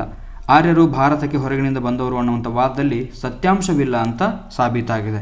ಇದಕ್ಕೆ ಪೂರಕವಾಗಿ ಸಂವಿಧಾನ ಶಿಲ್ಪಿ ಡಾಕ್ಟರ್ ಬಾಬಾ ಸಾಹೇಬ್ ಅಂಬೇಡ್ಕರ್ ಅವರು ಕೂಡ ಆರ್ಯರ ಆಗಮನ ಸಿದ್ಧಾಂತವನ್ನು ತೀವ್ರವಾಗಿ ವಿರೋಧ ಮಾಡ್ತಾರೆ. ಇದಿಷ್ಟು ಅಧ್ಯಾಯ 3 ಸಿಂಧೂ ಸರಸ್ವತಿ ನಾಗರಿಕತೆಗೆ ಸಂಬಂಧಪಟ್ಟಂಗೆ. ಇನ್ನು ನೇರವಾಗಿ ಮುಂದಿನ ಅಧ್ಯಾಯಕ್ಕೆ ಹೋಗೋಣ. 4ನೆಯ ಅಧ್ಯಾಯ. 4ನೆಯ ಅಧ್ಯಾಯ ಬಂದಿದೆ ಜಗತ್ತಿನ ಕೆಲವು ಪ್ರಮುಖ ನಾಗರಿಕತೆಗಳು. ಬಹಳಷ್ಟು ಇಂಪಾರ್ಟೆಂಟ್ ಇದು. ಈ ಅಧ್ಯಾಯದಲ್ಲಿ ನಾವು ಏನು ಮಾಡ್ತೀವಿ ಅಂದರೆ ಪ್ರಪಂಚದ ಎಲ್ಲಾ ನಾಗರಿಕತೆಗಳ ಬಗ್ಗೆ ತಿಳ್ಕೊಳ್ತಾ ಹೋಗ್ತೀವಿ. ಈ ಹಿಂದೆ ನಾವು ಸಿಂಧೂ ಸರಸ್ವತಿ ನಾಗರಿಕತೆಯ ಬಗ್ಗೆ ಮಾತ್ರ ತಿಳ್ಕೊಂಡ್ವಿ. ಆದರೆ ಇದರಲ್ಲಿ ಈಜಿಪ್ಟ್ ನಾಗರಿಕತೆ ಆಗಿರ್ಬೋದು, ಮೆಸೊಪೊಟೇಮಿಯಾ ನಾಗರಿಕತೆ ಆಗಿರ್ಬೋದು, ಆಮೇಲೆ ಪ್ರಪಂಚದ ಹಲವಾರು ಅಮೆರಿಕದ ನಾಗರಿಕತೆಗಳು, ಇವೆಲ್ಲವುಗಳ ಬಗ್ಗೆ ತಿಳ್ಕೊಳ್ತಾ ಹೋಗ್ತೀವಿ. ಸಾಮಾನ್ಯವಾಗಿ ಎಲ್ಲ ನಾಗರಿಕತೆಗಳು ನದಿಯ ಬಯಲು ಸೀಮೆಯ ಪ್ರದೇಶಗಳಲ್ಲಿಯೇ ಹುಟ್ಟುಕೊಂಡಿವೆ ಅನ್ನುವಂಥದ್ದು ನಮಗೆಲ್ಲ ಗೊತ್ತಿದೆ. ಈಜಿಪ್ಟಿನ ನಾಗರಿಕತೆಯು ಚಿಗುರೊಡೆದದ್ದು ಇಲ್ಲಿ ಹರಿಯುವಂಥ ನೈಲ್ ನದಿಯಿಂದಾಗಿ. ಅರ್ಥ ಆಯ್ತಾ? ಈಜಿಪ್ಟ್ ನಾಗರಿಕತೆಯ ಮೂಲ ಯಾವುದು ಅಂತಂದರೆ ನೈಲ್ ನದಿ ಅನ್ನುವಂಥದ್ದು. ನಮ್ಮಲ್ಲಿ ಸಿಂಧೂ ಸರಸ್ವತಿ ನಾಗರಿಕತೆಯ ಮೂಲ ಹೆಂಗೆ ಸರಸ್ವತಿ ನದಿ ಬರುತ್ತೋ ಹಾಗೆ ಈಜಿಪ್ಟ್ ನಾಗರಿಕತೆ ಚಿಗುರೊಡೆದದ್ದು ಎಲ್ಲಿ ಅಂತಂದರೆ ನೈಲ್ ನದಿಯ ದಡದಲ್ಲಿ. ಅಗಾಧವಾದ ಪಿರಮಿಡ್ಗಳು, ಮೂರ್ತಿ ಶಿಲ್ಪಗಳು, ದೇವಾಲಯಗಳು, ಹಾಗೆ ಅದರೊಳಗೆ ದೊರೆತಿರ್ತಕ್ಕಂಥ ಅನೇಕ ಬರಹಗಳು ಈಜಿಪ್ಟಿನ ಸಂಸ್ಕೃತಿ ಹಾಗೂ ಚರಿತ್ರೆಯನ್ನು ಸಾರಿ ಹೇಳ್ತವೆ. ಈಜಿಪ್ಟಿಯನ್ನರು ಅತ್ಯುತ್ತಮ ಕೃಷಿಕರಾಗಿದ್ದರು. ನೀರಾವರಿಯ ಬಗ್ಗೆ ಅವರಿಗೆ ಅಪಾರವಾಗಿರ್ತಕ್ಕಂಥ ತಿಳುವಳಿಕೆ ಇತ್ತು. ಯಾವ ನಾಗರಿಕತೆಯ ಜನರಿಗೆ? ಈಜಿಪ್ಟ್ ನಾಗರಿಕತೆಯ ಜನರಿಗೆ. ಇನ್ನು ಈಜಿಪ್ಟಿಯನ್ನರು ಹುಟ್ಟುಹಾಕಿದ ಕ್ಯಾಲೆಂಡರ್ ಸಮಯ ಮಾಪನ ಮಾಡಲು ಅತ್ಯಂತ ಉಪಯುಕ್ತ ಆಗ್ತಾ ಇತ್ತು. ಇದೆಲ್ಲದಕ್ಕೂ ಮಿಗಿಲಾಗಿ ಈಜಿಪ್ಟಿಯನ್ನರು ಬರವಣಿಗೆಯ ಕಲೆಯನ್ನು ರೂಪಿಸಿಕೊಂಡಿದ್ದರು. ನೆನಪಿರಲಿ ನಿಮಗೆ, ಈಜಿಪ್ಟಿಯನ್ನರು ಬರವಣಿಗೆಯ ಕಲೆಯನ್ನು ರೂಪಿಸಿಕೊಂಡಿದ್ದರು. ಈಜಿಪ್ಟಿಯನ್ನರ ಬರವಣಿಗೆಯು ಸಂಕೇತಗಳ ಭಾಷೆಯಾಗಿತ್ತು. ಅರ್ಥ ಆಯ್ತಾ? ಈಜಿಪ್ಟಿಯನ್ನರ ಬರವಣಿಗೆ ಸಂಕೇತಗಳ ಭಾಷೆಯಾಗಿತ್ತು. ಸಣ್ಣ ಸಣ್ಣ ಚಿತ್ರಗಳನ್ನು ಒಳಗೊಂಡ ಇದನ್ನು ಹೀರೋಗ್ಲೈಫಿಕ್ಸ್ ಅಂತ ಕರಿತಾ ಇದ್ರು. ಹೀರೋಗ್ಲೈಫಿಕ್ಸ್ ಅಂದರೆ ಪವಿತ್ರ ಬರವಣಿಗೆ ಅಂತ ಕರೀತಾರೆ. ಈಜಿಪ್ಟಿಯನ್ನರ ಬರವಣಿಗೆಯನ್ನು ಏನಂತ ಕರೀತಾರೆ? ಹೀರೋಗ್ಲೈಫಿಕ್ಸ್ ಅಂತ ಕರೀತಾರೆ. ಇದನ್ನು ಪವಿತ್ರ ಬರವಣಿಗೆ ಅಂತ ಕೂಡ ಹೇಳಲಾಗುತ್ತೆ. ಈಜಿಪ್ಟ್ ನಾಗರಿಕತೆಯ ಕಾಲದಲ್ಲಿ ಪ್ರಕೃತಿಯ ವಿಷಯವನ್ನು ವಿವರಿಸಲಿಕ್ಕೆ ಪುರೋಹಿತನ ಸ್ಥಾನ ರೂಪುಗೊಳ್ಳುತ್ತೆ. ಪ್ರಕೃತಿ ವಿಷಯದ ಬಗ್ಗೆ ಹೇಳಲಿಕ್ಕೆ ಪುರೋಹಿತನ ಸ್ಥಾನ ಈಜಿಪ್ಟ್ ನಾಗರಿಕತೆಯ ಕಾಲದಲ್ಲಿ ರೂಪುಗೊಳ್ಳುತ್ತೆ. ಇನ್ನು ಈಜಿಪ್ಟಿನ ಪುರೋಹಿತರು ವಿದ್ವಾಂಸರಾಗಿದ್ದು ಬರವಣಿಗೆಯ ದಾಖಲೆಗಳ ಸಂರಕ್ಷಣೆಯ ಗುರುತರ ಜವಾಬ್ದಾರಿಯನ್ನು ಇವರು ಹೊಂದಿದ್ರು. ಈಜಿಪ್ಟ್ ನಾಗರಿಕತೆಯಲ್ಲಿ ಮರಣದ ನಂತರದ ಮನುಷ್ಯನ ಬದುಕಿನ ಬಗ್ಗೆ ಅವರಿಗೆ ನಂಬಿಕೆ ಇತ್ತು. ನೋಡಿ, ನಮ್ಮಲ್ಲಿ ಒಬ್ಬ ಮನುಷ್ಯ ತೀರ್ಕೊಂಡ ಅಂತಲೇ ಮುಗಿದೋಯ್ತು ಅವನ ಕತೆ. ಆದರೆ ಈಜಿಪ್ಟ್ ನಾಗರಿಕತೆಯಲ್ಲಿ ಹಂಗಿಲ್ಲ.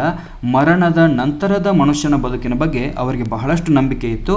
ಮನುಷ್ಯನು ಪರಲೋಕದಲ್ಲಿ ಇಹಲೋಕದ ತನ್ನ ಕೃತ್ಯಗಳು ವರದಿಯನ್ನು ಸಾವಿನ ನಂತರದ ಬದುಕಿನ ಅಧಿಪತಿಯಾಗಿರ್ತಕ್ಕಂಥ ಪ್ರಬಲ ದೇವನಾದ ಒಸಿರಿಸನಿಗೆ ನೀಡಬೇಕು ಅನ್ನುವಂಥ ನಂಬಿಕೆ ಇತ್ತು. ಅರ್ಥ ಆಯ್ತಾ? ಈಜಿಪ್ಟ್ನಲ್ಲಿ ಏನು ತಿಳ್ಕೊಂಡಿದ್ರು ಅಂದರೆ, ಇಹಲೋಕವನ್ನು ತ್ಯಜಿಸಿರ್ತಕ್ಕಂಥ ವ್ಯಕ್ತಿ ಪರಲೋಕಕ್ಕೆ ಹೋದ ನಂತರ ಅಲ್ಲಿ ಬದುಕಿನ ಅಧಿಪತಿಯಾಗಿರ್ತಕ್ಕಂಥ ಪ್ರಬಲ ದೇವನಾದ ಒಸಿರಿಸನಿಗೆ ವರದಿಯನ್ನು ನೀಡಬೇಕಾಗಿತ್ತು. ಏನೆಲ್ಲ ಮಾಡಿದೆ ನಾನು ಬದುಕಿದ್ದಾಗ, ಏನೆಲ್ಲ ಮಾಡಿದೆ ಅನ್ನುವಂಥ ವರದಿಯನ್ನು ಯಾರಿಗೆ ಸಲ್ಲಿಸಬೇಕಾಗಿತ್ತು ಅಂದರೆ ಒಸಿರಿಸನಿಗೆ ಸಲ್ಲಿಸಬೇಕಾಗಿತ್ತು ಅನ್ನುವಂಥ ನಂಬಿಕೆ ಈಜಿಪ್ಟಿಯನ್ರಲ್ಲಿ ಇತ್ತು. ಈಜಿಪ್ಟ್ ಜನರು ಇಲ್ಲಿನ ಬದುಕನ್ನು ಕೇವಲ ಕ್ಷಣಿಕ ಅಂತ ಪರಿಗಣಿಸಿದರು. ನೋಡಿ, ಈಜಿಪ್ಟ್ನ ಜನ ಏನಂತ ಭಾವಿಸಿದ್ರು ಅಂದರೆ, ಭೂಮಿಯ ಮೇಲಿನ ಇರ್ತಕ್ಕಂಥ ಜೀವನ ಅದು ಕ್ಷಣಿಕವಾಗಿರ್ತಕ್ಕಂಥ ಜೀವನ. ನಂತರದ ಬದುಕಿಗಾಗಿ ಅಂದರೆ ತೀರಿ ಹೋದ ನಂತರದ ಬದುಕಿಗಾಗಿ ಸುದೀರ್ಘ ತಯಾರಿಯನ್ನು ನಡೆಸಿದ ಪರಿಣಾಮವಾಗಿ ನೈಲ್ ಪ್ರದೇಶವನ್ನೆಲ್ಲ ಸತ್ತವರಿಗಾಗಿಯೇ ಮೀಸಲಿಡ್ತಾರೆ. ಅರ್ಥ ಆಯ್ತಾ? ಅವರ ನಂಬಿಕೆ ಏನು?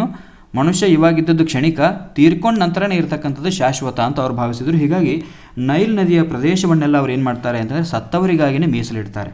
ಹೀಗಾಗಿಯೇ ಅಲ್ಲಿ ಹಲವಾರು ಪಿರಮಿಡ್ಗಳು ಹುಟ್ಟುಕೊಳ್ತವೆ. ಅದಕ್ಕೆ ಸಂಬಂಧಪಟ್ಟಂಗೆ ಹೇಳ್ತೀನಿ ನಾನು. ಇದಕ್ಕಾಗಿಯೇ ಅವರುಗಳು ಸತ್ತವರ ದೇಹವನ್ನು ವಿವಿಧ ರಾಸಾಯನಿಕಗಳಿಂದ ಲೇಪನ ಮಾಡಿ ತೆಳುವಾದ ಬಟ್ಟೆಯಿಂದ ಅದನ್ನು ಸುತ್ತಿ ಇಡ್ತಾ ಇದ್ರು. ಇಡೀ ದೇಹವನ್ನೆಲ್ಲ ಆವರಿಸುವಂತೆ ಅವುಗಳನ್ನು ಸಂರಕ್ಷಿಸಿ ಇಡಲಾಗ್ತಾ ಇತ್ತು.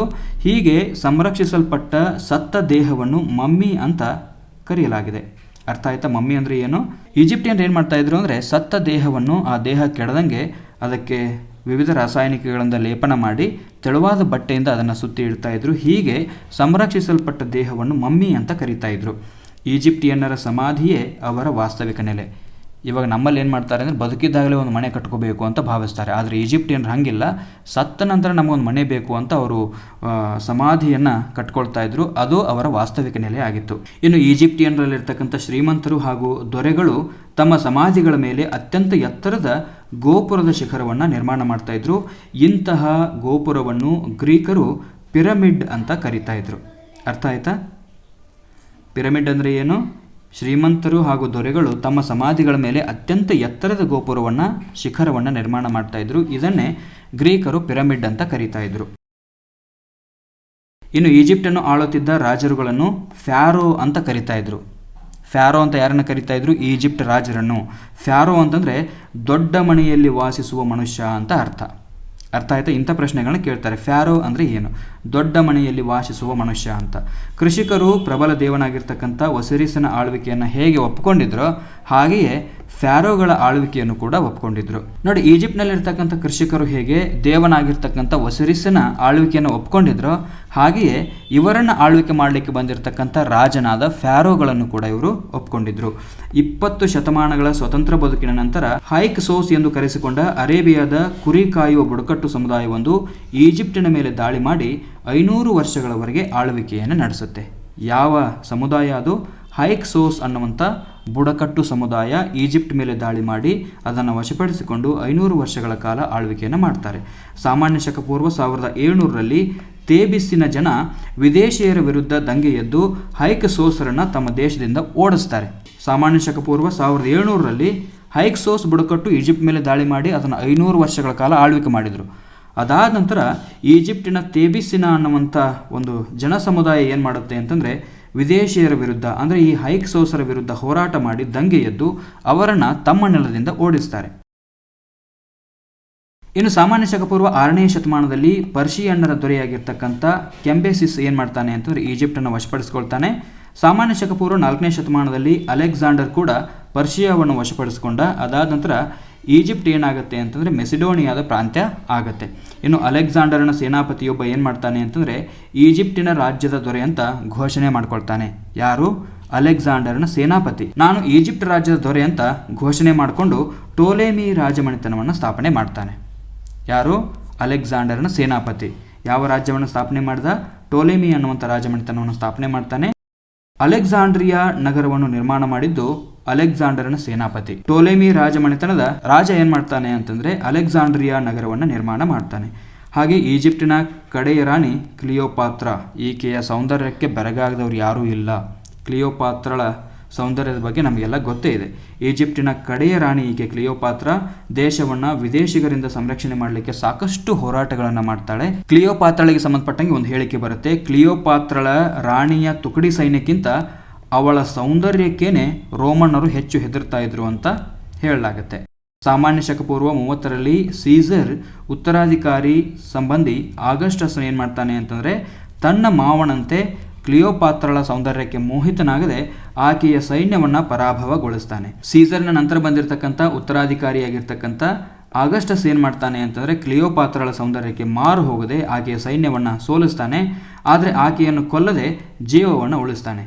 ಆದರೆ ತನ್ನನ್ನು ಯುದ್ಧ ಸಂಪತ್ತಾಗಿ ಕೊಂಡೊಯ್ಯುವ ಉದ್ದೇಶವನ್ನು ತಿಳಿದಿರ್ತಕ್ಕಂಥ ಕ್ಲಿಯೋಪಾತ್ರ ವಿಷ ಸೇವಿಸಿ ಆತ್ಮಹತ್ಯೆಯನ್ನು ಮಾಡ್ಕೊಳ್ತಾಳೆ. ಅಂದಿನಿಂದ ಈಜಿಪ್ಟ್ ಏನಾಗುತ್ತೆ ಅಂತಂದರೆ ರೋಮನ್ನರ ಪ್ರಾಂತ್ಯ ಆಯಿತು. ಯಾವಾಗ ಕ್ಲಿಯೋಪಾತ್ರ ತೀರ್ಕೊಳ್ತಾಳೆ ಆವಾಗಿಂದ ಈಜಿಪ್ಟ್ ಅನ್ನುವಂಥದ್ದು ರೋಮನ್ನರ ಪ್ರಾಂತ್ಯ ಆಯಿತು. ಇದಿಷ್ಟು ಈಜಿಪ್ಟ್ ನಾಗರಿಕತೆಗೆ ಸಂಬಂಧಪಟ್ಟಂಗೆ. ಇನ್ನು ಮೆಸಪಟೋಮಿಯಾ ನಾಗರಿಕತೆಯ ಬಗ್ಗೆ ನೋಡ್ತಾ ಹೋಗೋಣ. ಮೆಸಪಟೋಮಿಯಾವು ಯುಪ್ರೆಟಿಸ್ ಮತ್ತು ಟೈಗ್ರಿಸ್ ಅನ್ನುವಂಥ 2 ನದಿಗಳ ನಡುವಿನ ಕಣಿವೆ ಪ್ರದೇಶ. ಇದು ಯಾವ ನದಿಗಳು? ಯುಪ್ರೆಟಿಸ್ ಮತ್ತು ಟೈಗ್ರಿಸ್. ಬೈಬಲಿನ ಹಳೆಯ ಒಡಂಬಡಿಕೆಯನ್ನು ವಿವರಿಸತಕ್ಕಂಥ ಪ್ರದೇಶಗಳು ಮೆಸಪಟೋಮಿಯಾದಲ್ಲಿ ಕಂಡುಬಂದಿವೆ. ವಿಸ್ಮಯ ಮತ್ತು ಅಚ್ಚರಿಗಳ ನಾಡಾಗಿರುವಂಥ ಮೆಸಪಟೋಮಿಯಾವನ್ನು ಗ್ರೀಕರು ಮೆಸಪಟೋಮಿಯಾ ಅಥವಾ ನದಿಗಳ ನಡುವಿನ ನಾಡು ಅಂತ ಕರೀತಾ ಇದ್ರು. ಮೆಸಪಟೋಮಿಯಾದಲ್ಲಿ ಹರಿಯುವಂಥ ಯುಪ್ರೆಟಿಸ್ ಮತ್ತು ಟೈಗ್ರಿಸ್ ನದಿಗಳು ಪಶ್ಚಿಮ ಏಷ್ಯಾದ ಬರಡು ಭೂಮಿಯನ್ನು ಫಲವತ್ತನ್ನಾಗಿ ಮಾಡಿದ್ವು. ಯಾವ ನದಿಗಳು? ಯುಪ್ರೆಟಿಸ್ ಮತ್ತು ಟೈಗ್ರಿಸ್. ಇದು ನಮಗೆ ನೆನಪಿರಬೇಕು. ಈ ನದಿಗಳ ಪ್ರದೇಶದಲ್ಲಿಯೇ ಮೆಸಪಟೋಮಿಯಾ ನಾಗರಿಕತೆ ಬೆಳೆದು ಬರುತ್ತೆ. ಇನ್ನು ಮೆಸಪಟೋಮಿಯಾದ ಮೊಟ್ಟ ಮೊದಲ ಬರವಣಿಗೆಯನ್ನು ಅಭಿವೃದ್ಧಿಪಡಿಸಿದವರು ಸುಮೇರಿಯನ್ನರು. ಬಹಳಷ್ಟು ಇಂಪಾರ್ಟೆಂಟ್ ಇದು. ಮೆಸಪಟೋಮಿಯಾದ ಮೊಟ್ಟ ಮೊದಲ ಬರವಣಿಗೆಯನ್ನು ಅಭಿವೃದ್ಧಿಪಡಿಸಿದವರು ಯಾರು ಅಂತಂದರೆ ಸುಮೇರಿಯನ್ನರು. ಈ ಫಲವತ್ತಾದ ಭೂಮಿಯನ್ನು ವಶಪಡಿಸಿಕೊಳ್ಳಲು ಉತ್ತರದ ಗುಡ್ಡವಾಸಿಗಳು ಹಾಗೂ ದಕ್ಷಿಣದ ಮರುಭೂಮಿಯಲ್ಲಿ ಅಲೆದಾಡುತ್ತಿರುವ ಬುಡಕಟ್ಟುಗಳ ನಡುವೆ ನಿರಂತರವಾದ ಹೋರಾಟಗಳು ನಡೀತಾನೆ ಹೋಗ್ತವೆ. ಸುಮಾರು 30 ಶತಮಾನಗಳವರೆಗೆ ಫಲವತ್ತಾದ ಕಣಿವೆಗೆ ಧಾವಿಸಿ ಬಂದ ಸುಮೇರಿಯನ್ನರು, ಬ್ಯಾಬಿಲೋನಿಯರು, ಅಸಿಯನರು ಹಾಗೂ ಚಾಲ್ಡಿಯನ್ನರು ಇದೇ ಬರವಣಿಗೆಯನ್ನು ಬಳಸಿದರು. ಅಂದರೆ ಸುಮೇರಿಯನ್ನರು ಈಗಾಗಲೇ ಕಂಡುಹಿಡಿದಿರ್ತಕ್ಕಂಥ ಬರವಣಿಗೆಯನ್ನೇ ಸುಮೇರಿಯನ್ನರು, ಬ್ಯಾಬಿಲೋನಿಯನ್ನರು, ಅಸಿಯನರು ಹಾಗೂ ಚಾಲ್ಡಿಯನ್ನರು ಉಪಯೋಗ ಮಾಡ್ತಾರೆ. ಈ ಲಿಪಿಯನ್ನು ಕ್ಯೂನಿಫಾರ್ಮ್ ಅಂತ ಕರಿತಾ ಇದ್ರು. ಮೆಸಪಟೋಮಿಯಾದ ಮೊಟ್ಟ ಮೊದಲ ಬರವಣಿಗೆಯನ್ನು ಅಭಿವೃದ್ಧಿಪಡಿಸಿದವರು ಸುಮೇರಿಯನ್ರು. ಈ ಬರವಣಿಗೆಯನ್ನು ಏನಂತ ಕರಿತಾ ಇದ್ರು ಅಂದರೆ ಕ್ಯೂನಿಫಾರ್ಮ್ ಅಂತ ಕರಿತಾ ಇದ್ರು. ಇನ್ನು ಮೆಸಪಟೋಮಿಯಾ ನಾಗರಿಕತೆಯ ಕೇಂದ್ರ ಸ್ಥಳ ಯುಪ್ರೆಟಿಸ್ ಹಾಗೂ ಟೈಗ್ರಿಸ್ ನದಿಗಳ ನಡುವಿನ ಕಣಿವೆ ಪ್ರದೇಶದ ದಕ್ಷಿಣ ಭಾಗ. ಮೆಸಪಟೋಮಿಯಾ ನಾಗರಿಕತೆಯ ಕೇಂದ್ರ ಸ್ಥಳ ಯಾವುದಾಗಿತ್ತು ಅಂದರೆ ಯುಪ್ರೆಟಿಸ್ ಹಾಗೂ ಟೈಗ್ರಿಸ್ ನದಿಗಳ ನಡುವೆ ಇರತಕ್ಕಂಥ ಕಣಿವೆ ಪ್ರದೇಶದ ದಕ್ಷಿಣ ಭಾಗ. ಇನ್ನು ಪ್ರಾಚೀನ ಕಾಲದಿಂದಲೂ ಇದನ್ನು ಬ್ಯಾಬಿಲೋನಿಯಾ ಅಂತ ಕರೀತಾ ಇದ್ರು. ಈ ಪ್ರದೇಶವನ್ನು ಯುಪ್ರೆಟಿಸ್ ಹಾಗೂ ಟೈಗ್ರಿಸ್ ನದಿಗಳ ನಡುವಿನ ಕಣಿವೆ ಪ್ರದೇಶದ ದಕ್ಷಿಣ ಭಾಗವನ್ನು ಬ್ಯಾಬಿಲೋನಿಯಾ ಅಂತ ಕರೀತಾ ಇದ್ರು. ಬ್ಯಾಬಿಲೋನಿಯಾದ ಉತ್ತರ ಭಾಗವನ್ನು ಅಖಡ್ ಎಂದು ಹಾಗೂ ದಕ್ಷಿಣ ಭಾಗವನ್ನು ಸುಮೇರ್ ಅಂತ ಕರೀತಾ ಇದ್ರು. ನೋಡಿ, ಇದು ಬ್ಯಾಬಿಲೋನಿಯಾ ಅಂತ ಆದರೆ ಈ ಬ್ಯಾಬಿಲೋನಿಯಾದ ಉತ್ತರ ಭಾಗವನ್ನು ಅಖಡ್ ಅಂತ ಕರೆದರೆ ದಕ್ಷಿಣ ಭಾಗವನ್ನು ಸುಮೇರ್ ಅಂತ ಕರೀತಾ ಇದ್ರು. ಇನ್ನು ಮೆಸಪಟೋಮಿಯಾದ ಉತ್ತರ ಭಾಗವನ್ನು ಅಸಾರಿಯಾ ಅಂತ ಕೂಡ ಕರೀತಾ ಇದ್ರು.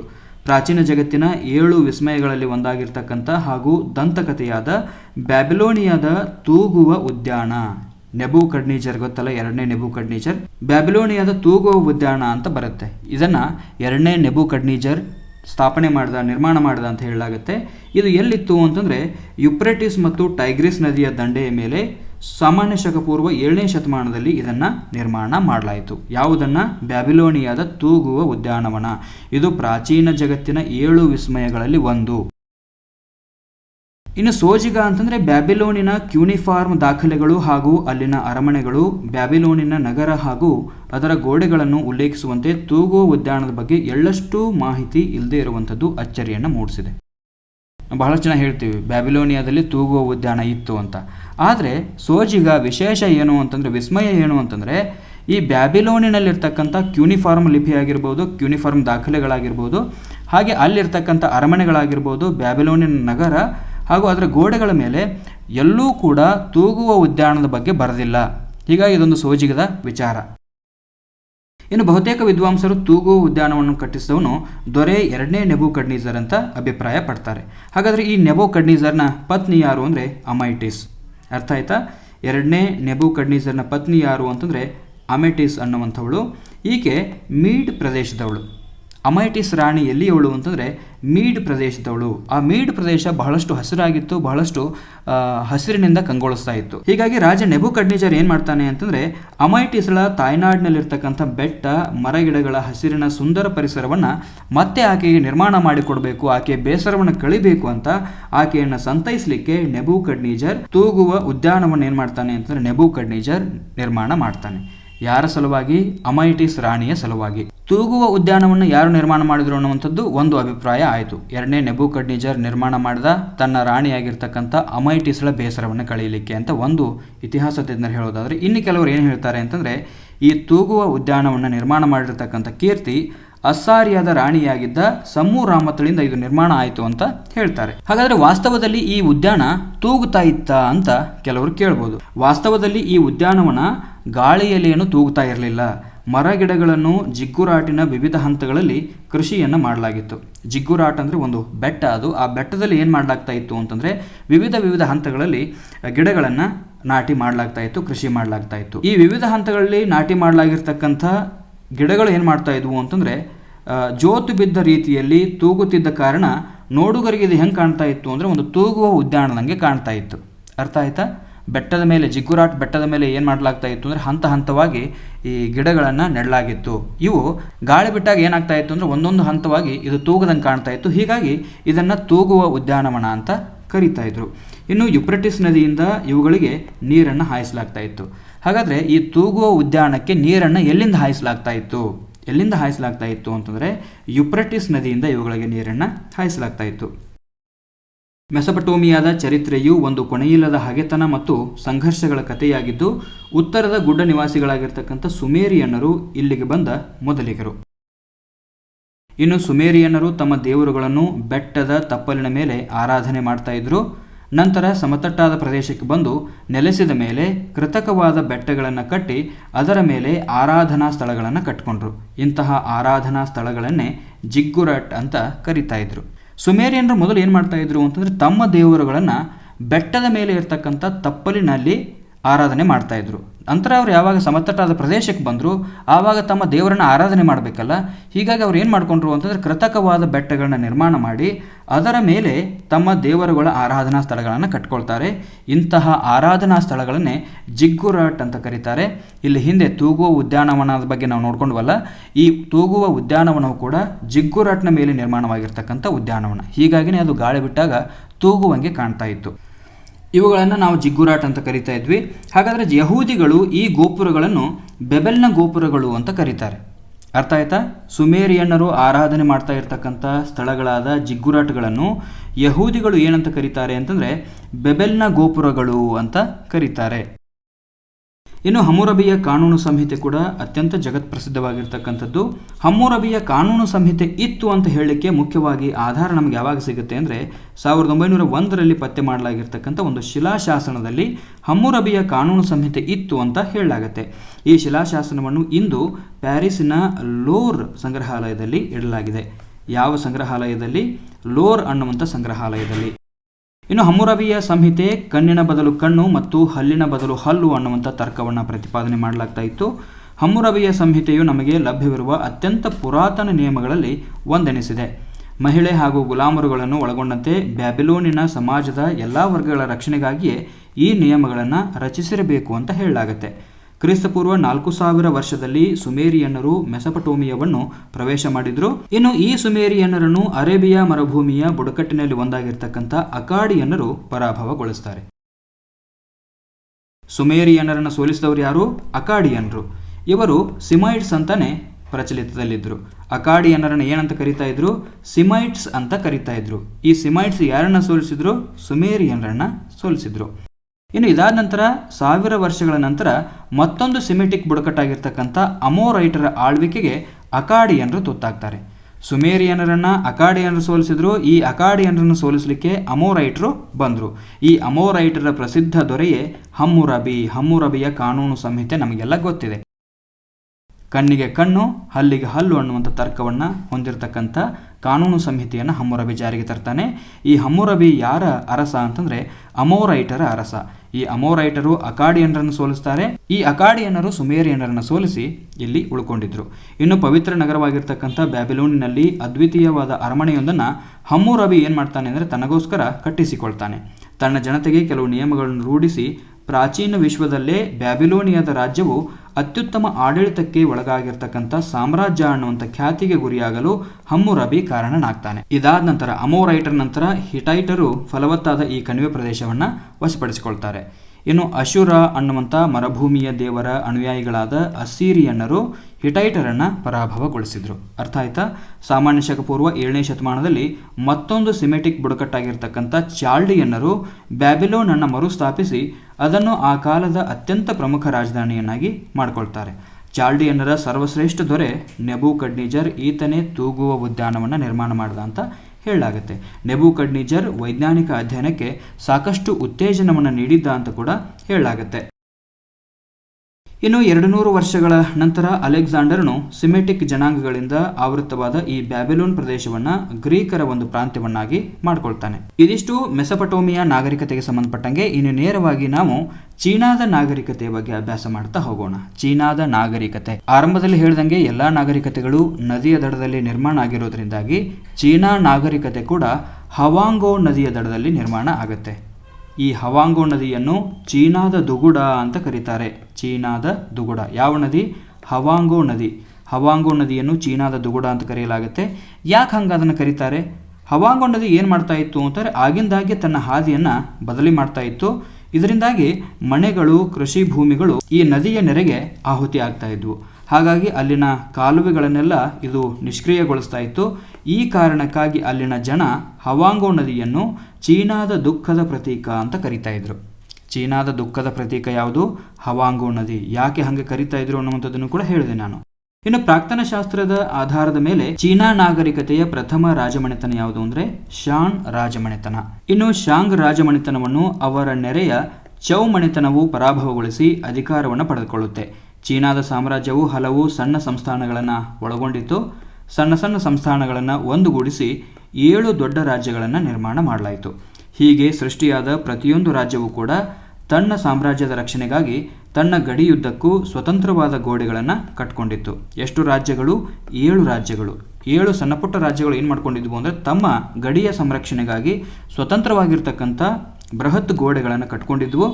ಉತ್ತರ ಚೀನಾದ ರಾಜ್ಯಗಳು ತಮ್ಮ ಗಡಿ ಗೋಡೆಗಳನ್ನು ಒಂದುಗೂಡಿಸುವಂತೆ ಕ್ವಿನ್ ಶಿಹುಯಾಂಗ್ ಟಿ ನೋಡಿ ಕ್ವಿನ್ ಶಿಹುಯಾಂಗ್ ಟಿ ಅನ್ನುವಂಥ ಚಕ್ರವರ್ತಿ ಏನು ಮಾಡ್ತಾನೆ ಅಂತಂದರೆ ಈ 7 ಗೋಡೆಗಳನ್ನು ಕೂಡಿಸಬೇಕು ಅಂತ ಆದೇಶವನ್ನು ಹೊರಡಿಸ್ತಾನೆ.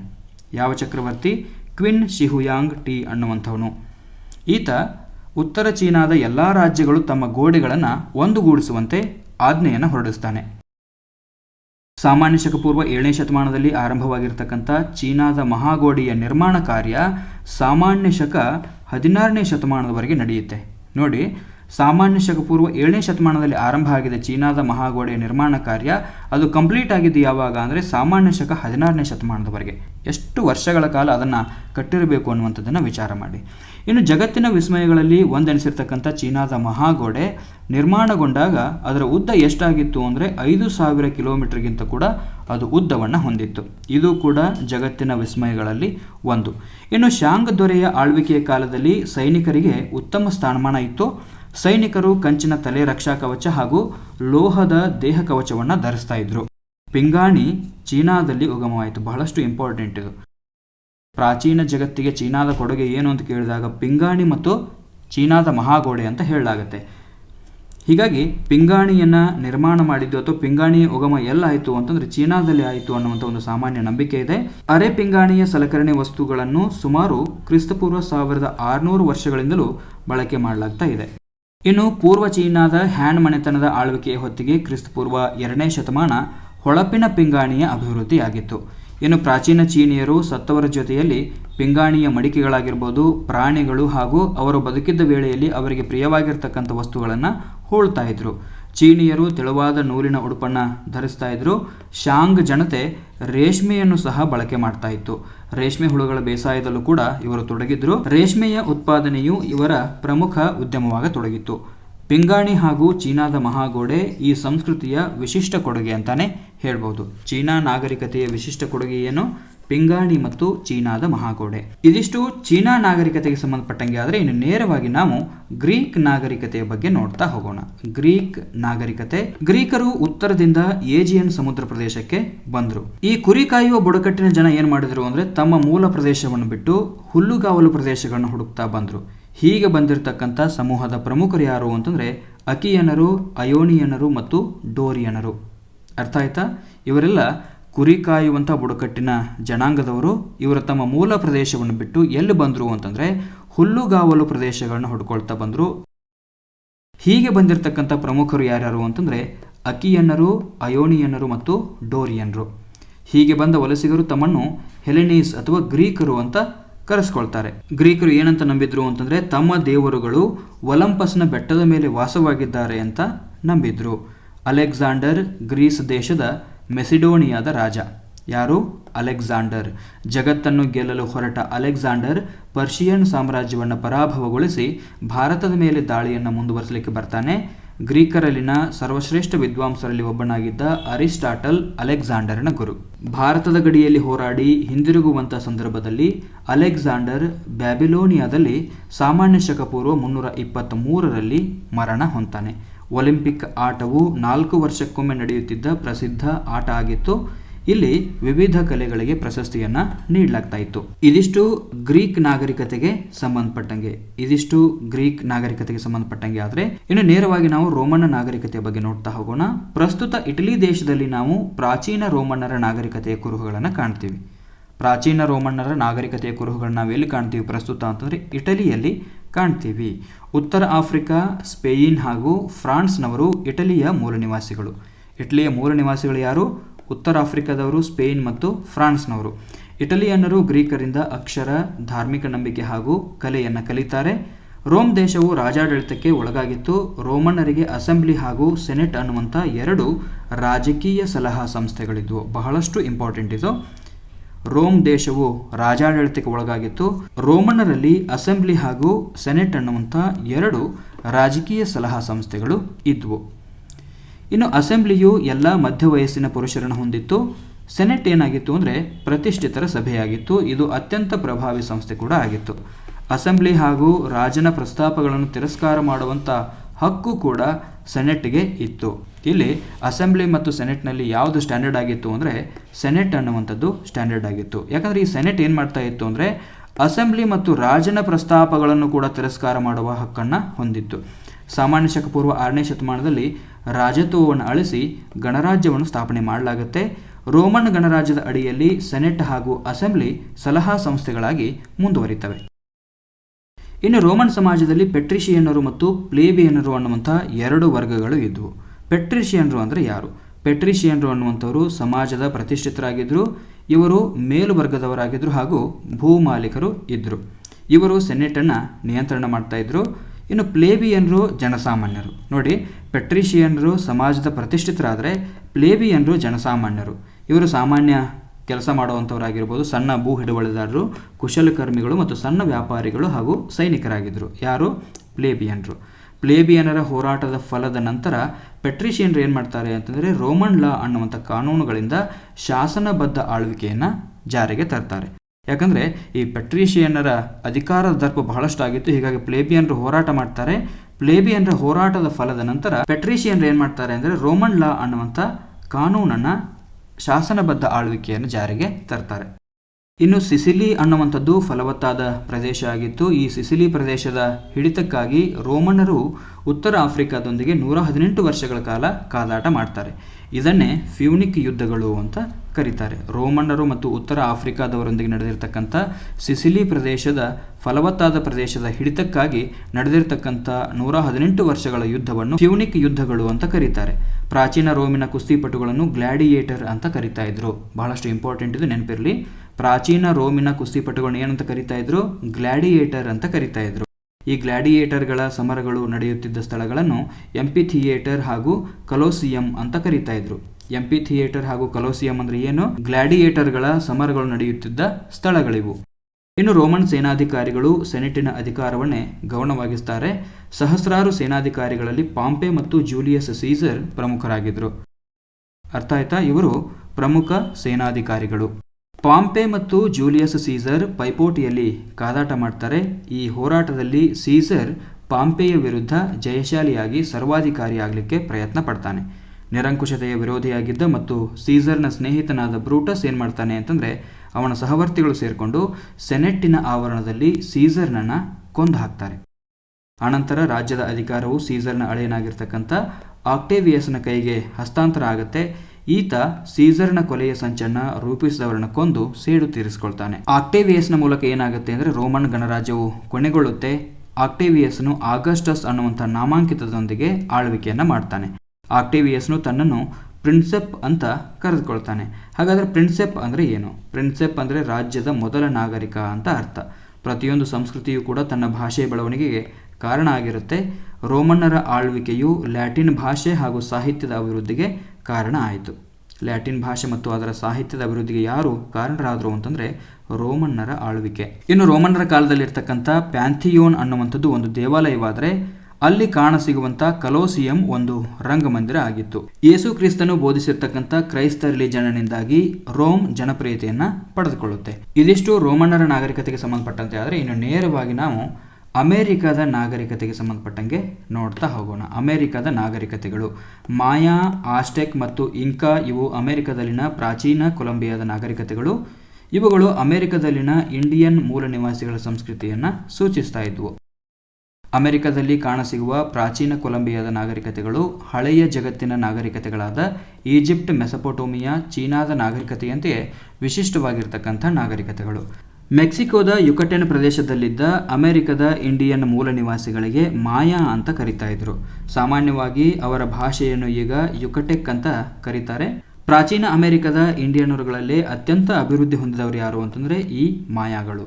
ಇವರು ಎಲ್ಲಿಯವರು ಅಂತಂದರೆ ಮೆಕ್ಸಿಕೋದ ಯುಕಟೆನ್ ಪ್ರದೇಶದಲ್ಲಿರ್ತಕ್ಕಂಥ ಅಮೆರಿಕದ ಇಂಡಿಯನ್ ಮೂಲ ನಿವಾಸಿಗಳಿಗೆ ಮಾಯಾ ಅಂತ ಕರಿತಾ ಇದ್ರು. ಇನ್ನು ಕಲ್ಲಿನಿಂದ ಕಟ್ಟಿದ ನಗರಗಳ ಅವಶೇಷಗಳು ಮೆಕ್ಸಿಕೋದ ಯುಕಟೆನ್, ಗ್ವಾಟೆಮಾಲಾ ಮತ್ತು ಹೊಂಡುರಸ್ಗಳಲ್ಲಿ ಸಿಗ್ತವೆ.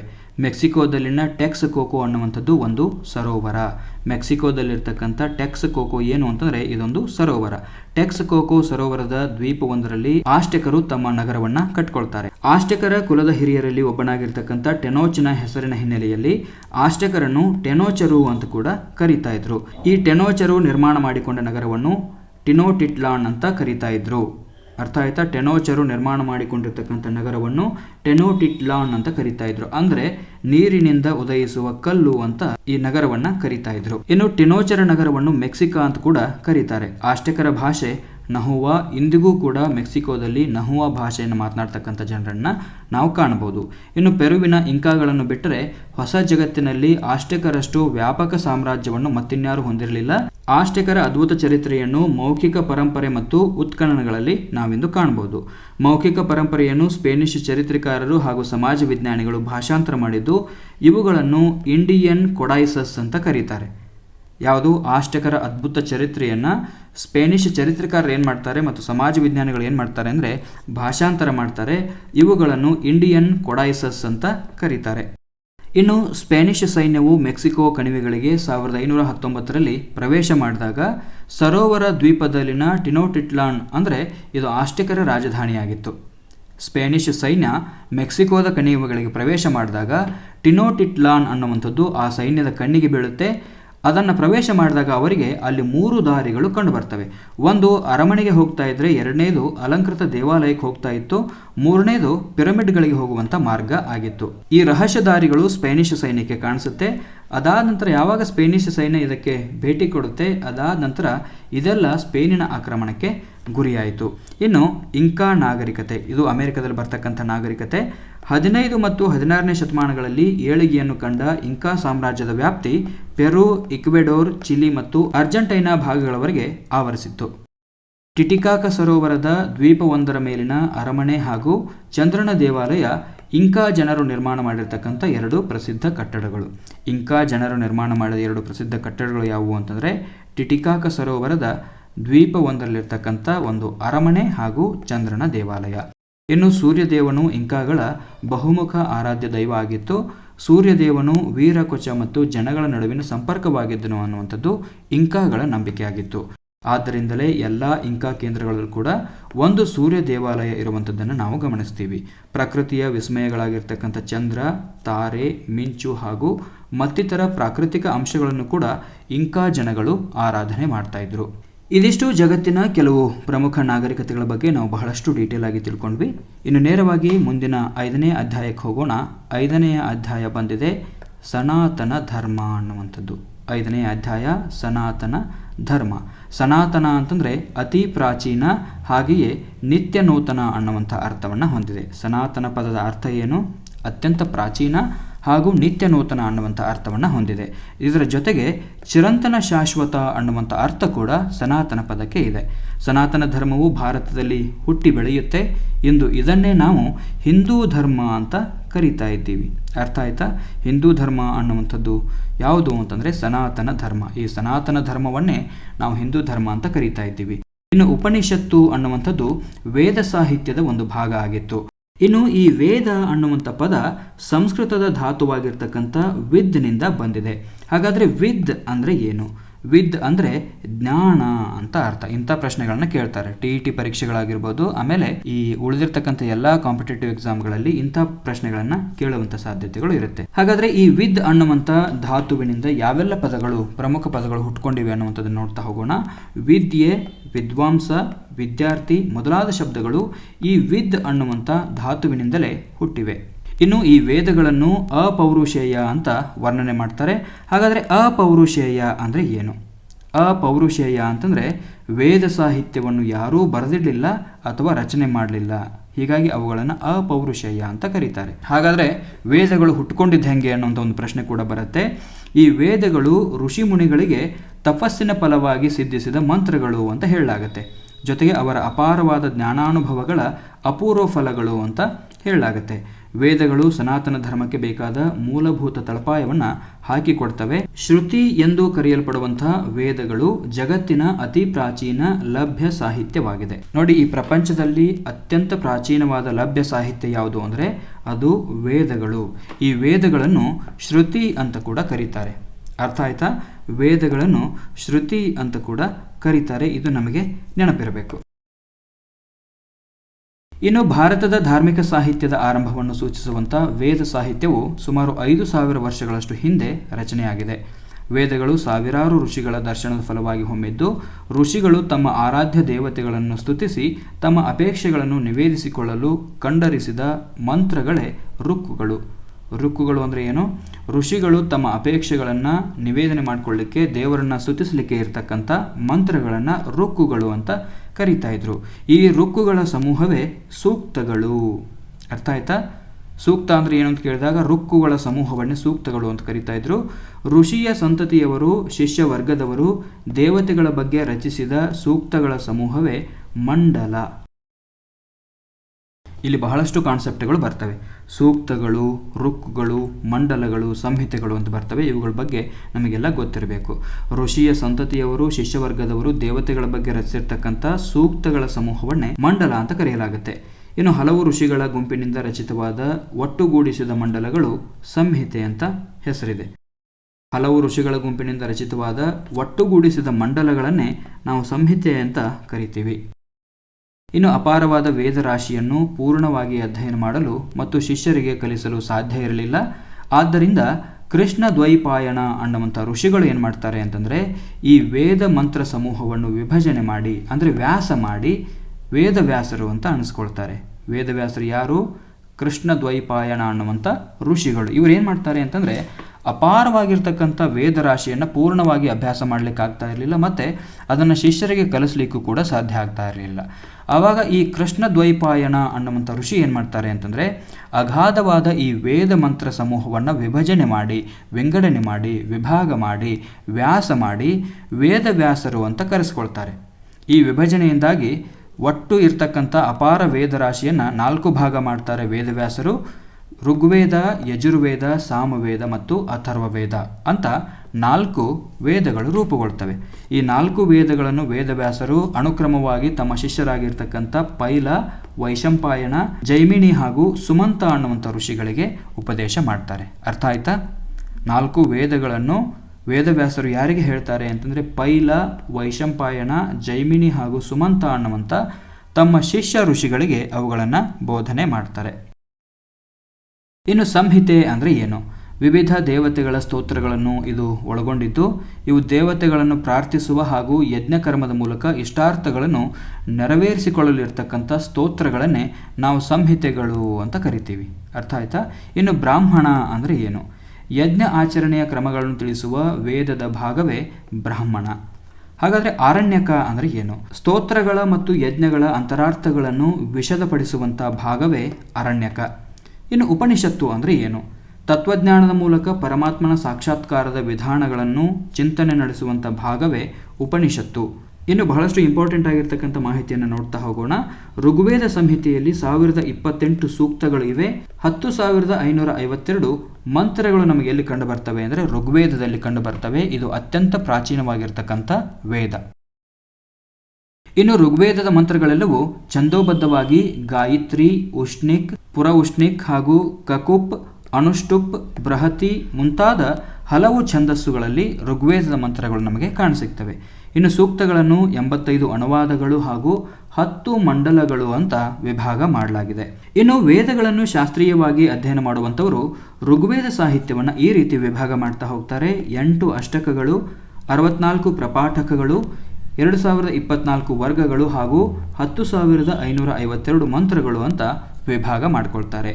ಸನಾತನ ಧರ್ಮದ ಒಟ್ಟು ಸಾಹಿತ್ಯವನ್ನು ವೈದಿಕ ಮತ್ತು ಅವೈದಿಕ ಅಂತ 2 ಭಾಗ ಮಾಡ್ಬೋದು. ಹಾಗಾದರೆ ನಮಗೆ ಪ್ರಶ್ನೆ ಬರ್ಬೋದು, ವೈದಿಕ ಅಂದರೆ ಏನು, ಅವೈದಿಕ ಅಂದರೆ ಏನು ಅಂತ.